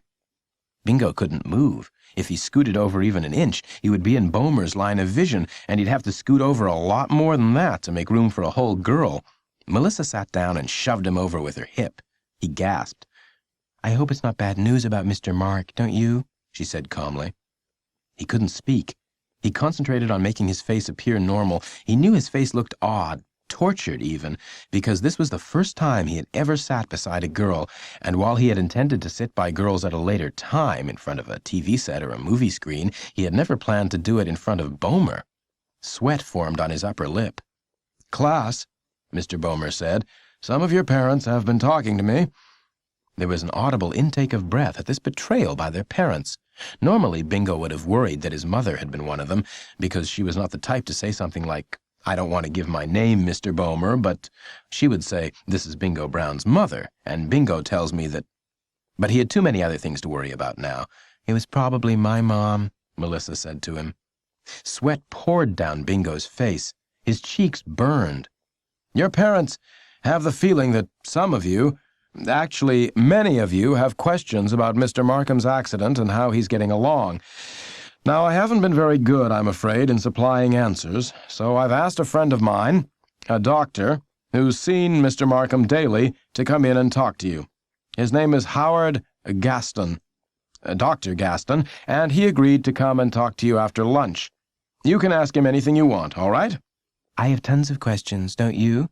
Melissa said. Bingo shrugged. Well, Mr. Bomer said, that's all, class. You get back to what you were doing. Mr. Bomer went out of the room. Here, I'll leave this for you to sign, Melissa said. She put the card in front of him and got up. Bingo looked down at the card. It was a long one. On the front was a bunch of bananas, and each banana had a smiling or hopeful face drawn on it. At the top were the words, "The whole bunch hopes you're feeling better." Inside was the rest of the message, "And you're back hanging around with us again soon." Bingo flattened the card.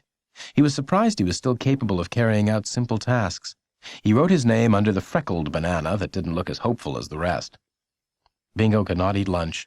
This was Wednesday, pizza day, and so everyone in the cafeteria except Bingo was eating happily. Ever since Mr. Bomer had come in and announced that after lunch they could ask questions, Bingo had been blank.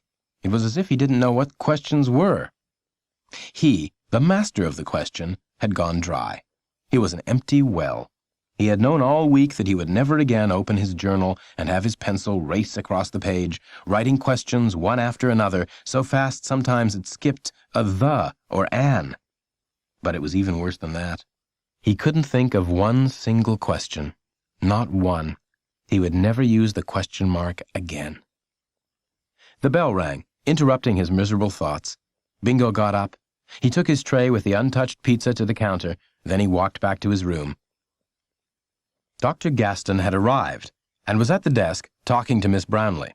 He looked too young to be a doctor. Class, Miss Brownlee said when they were seated, this is Dr. Gaston who's going to talk to you. Dr. Gaston, I'll let you take over. Dr. Gaston said, Boys and girls, first let me tell the good news. Your teacher has had no brain damage whatsoever. And that is very unusual considering the speed at which he was traveling and the fact that he was not wearing a helmet. So that's the good news. The bad news is that he has a separated shoulder, a broken collarbone, a crushed upper arm. The left leg is broken in several places, as is the right ankle. There is a crack in the 7th vertebrae. All in all, your teacher is very lucky to be alive, and he knows this. Questions? There was such a long pause that Bingo was afraid the whole class was in the same fix he was. No questions. The doctor was going to have to go back to the hospital and tell Mr. Markham they didn't have a single question. Mr. Markham would be disappointed in them. Bingo tried harder than ever to ask something. Miss Brownlee said, I know some of them do have questions, Dr. Gaston, but it's like when my mother was sick. I could never think of questions to ask the doctor until I got home, and then it was too late. Oh, there's a hand. It was Melissa, of course. The doctor said, Yes. Did you tell Mr. Mark you were coming here? Yes, I did. I told him I was coming to talk to you, that some of you had questions. Did you talk to Mr. Mark about the accident? We discussed the accident, yes. Did he say why it happened? Melissa asked. Did he tell you why you went off the road? Dr. Gaston shook his head. Mr. Markham does not remember the time directly preceding the accident. This is not unusual in accident cases. He remembers starting home on his motorcycle. He was upset. He had been in an argument. He remembers passing the bowling alley. The next thing he remembers is waking up in the hospital 24 hours later. There was another long pause. Billy Wentworth put up his hand. Yes. Billy Wentworth said carefully, Some people went out there and looked at the place where the accident happened. These people said it looked to them like Mr. Mark went off the road on purpose. The doctor said, That is a possibility. It's also possible that something distracted him. We have no way of knowing, and unless Mr. Markham himself remembers, we will never know." Melissa's hand was in the air again. "Yes." What do you think? "You mean about whether the accident was deliberate or not?" Yes. "I can't answer that because I don't know. I wasn't there." The doctor paused. "I can tell you that Mr. Markham is very glad to be alive. He is in quite a bit of discomfort, and he is going to have a long recovery, but he is very glad to be alive. There's no question about that." Melissa's hand was still in the air. Did he tell you that in his own words? "Yes. He has said it several times, and there is no doubt in my mind that he means it." Suddenly, Bingo felt the first sense of relief he had known in days. At the same time, he leaned out of the protection of Billy Wentworth's back. With the tentativeness of a child taking a first step, Bingo raised his hand. "Yes." Did he say for you to tell us anything? Did he send us a message? Not just one question, two. "Oh, yes, I'm glad you reminded me." Dr. Gaston felt his pockets until he heard the rustle of paper. He took out a sheet of paper and unfolded it. He read, "Gang, assignment. Imagine that your favorite teacher is in the hospital. He is lucky to be alive and he knows it. You don't have to convince him of anything. Just write and let him know how you are. Mr. Mark." The Lottery and the Prize. Miss Brownlee stood in front of the room with a shoebox. In the box were 33 slips of paper with names on them. After Miss Brownlee shook the box, she was going to draw out 2 names. These 2 people would get to go with her to the hospital on Saturday to visit Mr. Mark. There was an air of excitement and hope at every desk, except Bingo's. Bingo knew his name would not be picked. He had never been chosen for anything in his life. Miss Brownlee put the top on the shoebox and shook it. She lifted the lid and, without looking, reached inside. Bingo leaned around Billy Wentworth to watch the proceedings. Miss Brownlee pulled one slip out. "The first name is—" She read it to herself and smiled. "Melissa." Over the groans of disappointment was Melissa's gasp of delight. I didn't think I'd get picked. I really didn't, she said. I just can't believe I got it. She collapsed in her seat with pleasure. "Lucky," Harriet said. Miss Brownlee shook the box again. Then she reached in and pulled out a second slip. "The second name is—" She unfolded it, turned it around, read it, and smiled. That smile told Bingo it wasn't his name. He got ready to groan with the rest of them. "Bingo!" She said the word the way it's said at bingo parlors when someone's a winner. She sounded as if she was genuinely glad he was going. He said, Me? "Yes, Bingo, you and Melissa will be going with me on Saturday. I'll get in touch with your moms."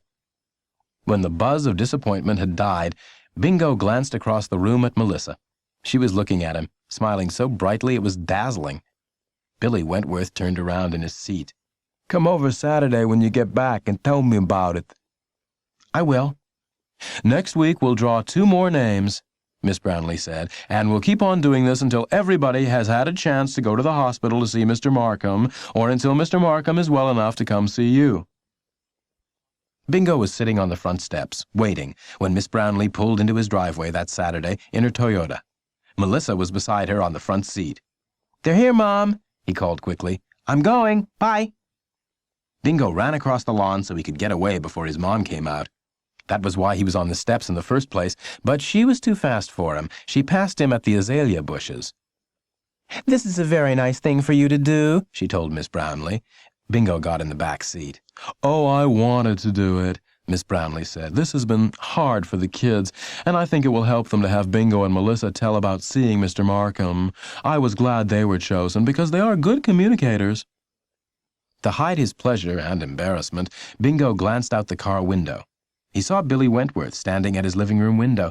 Bingo waved, but Billy stepped quickly out of sight, the way he himself had done when he was, might as well be truthful, spying. Miss Brownlee started the car, and Bingo's mother called, "Behave yourself, Bingo." Bingo knew his mom was going to say something like that. What did she think he was going to do, run up and down the hall, disturbing sick people, turn over wheelchairs? Couldn't she just once— Melissa turned around and smiled. "My mom said the same thing." She had on a blue dress Bingo had never seen before. There were ribbons in her hair. She smelled strongly of ginger snaps. Bingo leaned back. Ever since his name had been drawn in what he now thought of as the lottery, he had felt like a VIP. He could not have felt more important if his prize had been $1 million. He had seen lottery winners on the evening news occasionally, saying stupidly that they were going to keep on with their same old jobs, same old lives. Bingo couldn't understand that. He would buy race cars and airplanes and dash around the world. Well, now he had won the lottery, and he was keeping on with his same old life, going to school, coming home. He was even beginning to make up a few questions. Melissa said, "Oh, I forgot my flowers." She turned around. "Bingo, I forgot my flowers." Miss Bromley said, "It doesn't matter." "But they were beautiful. I made a hole in a paper doily and stuck them inside. It was just beautiful." "Mr. Markham wants to see you, not some flowers." "Here we are." They drove into the hospital parking lot and got out of the car. In silence, they went in the hospital and got in the elevator. Miss Brownlee punched 4.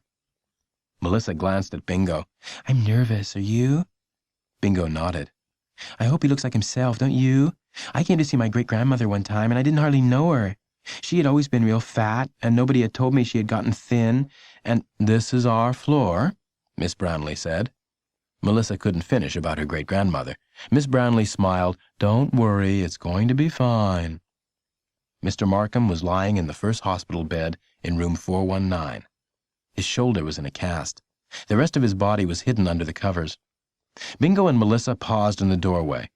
Bingo wasn't sure he was going to be able to go any further. Something in his own shoulder had started to feel funny. "Gang, welcome." Bingo had to go in then, because Melissa grabbed his hand and pulled him. They walked to the side of the bed and stood there, holding hands. This was the first time Bingo had ever held hands with a girl, but it was not romantic. Melissa was holding too tight. It was more of a mutual strength kind of thing. "Bingo, Melissa, how are you?" Mr. Markham looked thinner, paler, but his voice was the same. Melissa said, "We're fine, Mr. Mark. We want to know how you are." "How do I look? No lying now. You know I value honesty." "Well, Mr. Mark, you don't look so bad as I was afraid you would." "That is a great comfort to me. So, what's going on at school?" There was a pause, and Miss Brownlee filled it. "The class is doing real well, Mr. Markham. You'd be proud of them. I'm a poor substitute for you, I'm afraid." "No, you're a good substitute," Melissa said loyally, "but we want Mr. Mark back." Bingo cleared his throat. He knew it was his turn. He blurted out, "The pencil sharpener's broken." "Oh, too bad, Bingo. I know what a hardship that must be for you."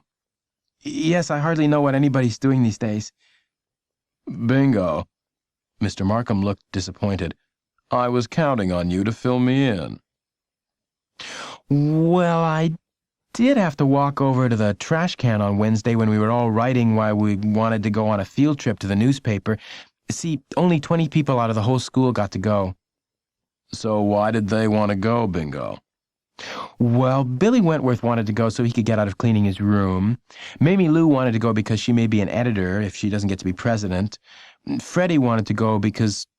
maybe I shouldn't tell you. I don't want to disillusion you about Freddie." "You couldn't, Bingo, believe me," Mr. Markham said with a faint smile. "Freddie wanted to go to the newspaper because he thought he would see Snoopy there posing for Charles Schultz."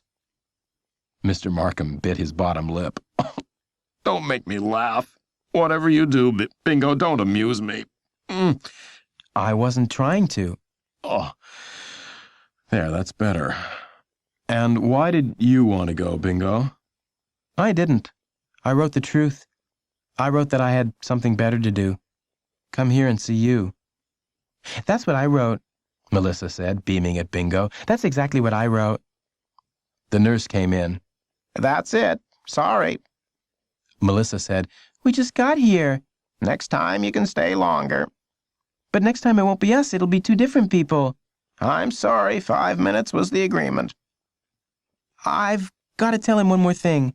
Melissa leaned over the bed. "My dad got a job." Oh, well, I knew seeing you two would make me feel better. Tell the gang I'll see them soon.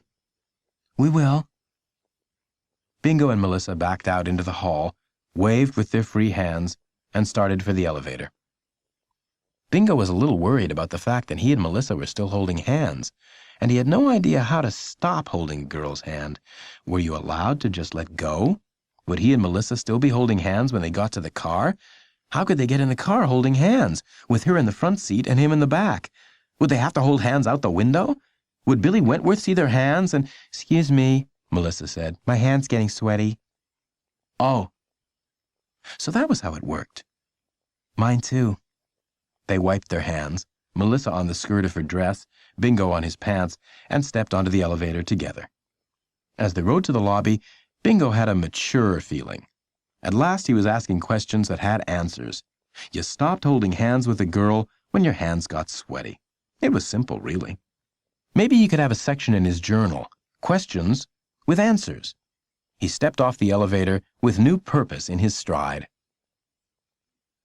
Bingo lay in his bed. He was surprised to find he still had that VIP feeling. It was not just because he'd been chosen to go to the hospital and see Mr. Mark. It wasn't because he'd held Melissa's hand or seen Billy Wentworth's envious face peering out the window.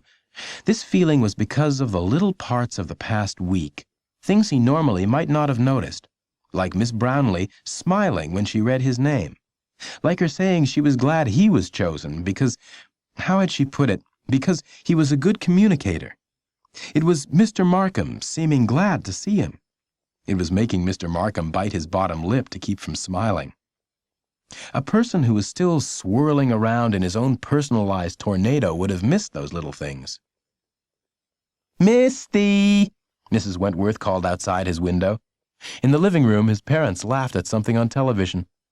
But in Bingo's bedroom, there was only a sigh of contentment as Bingo pulled his Superman cape closer around his shoulders and fell asleep.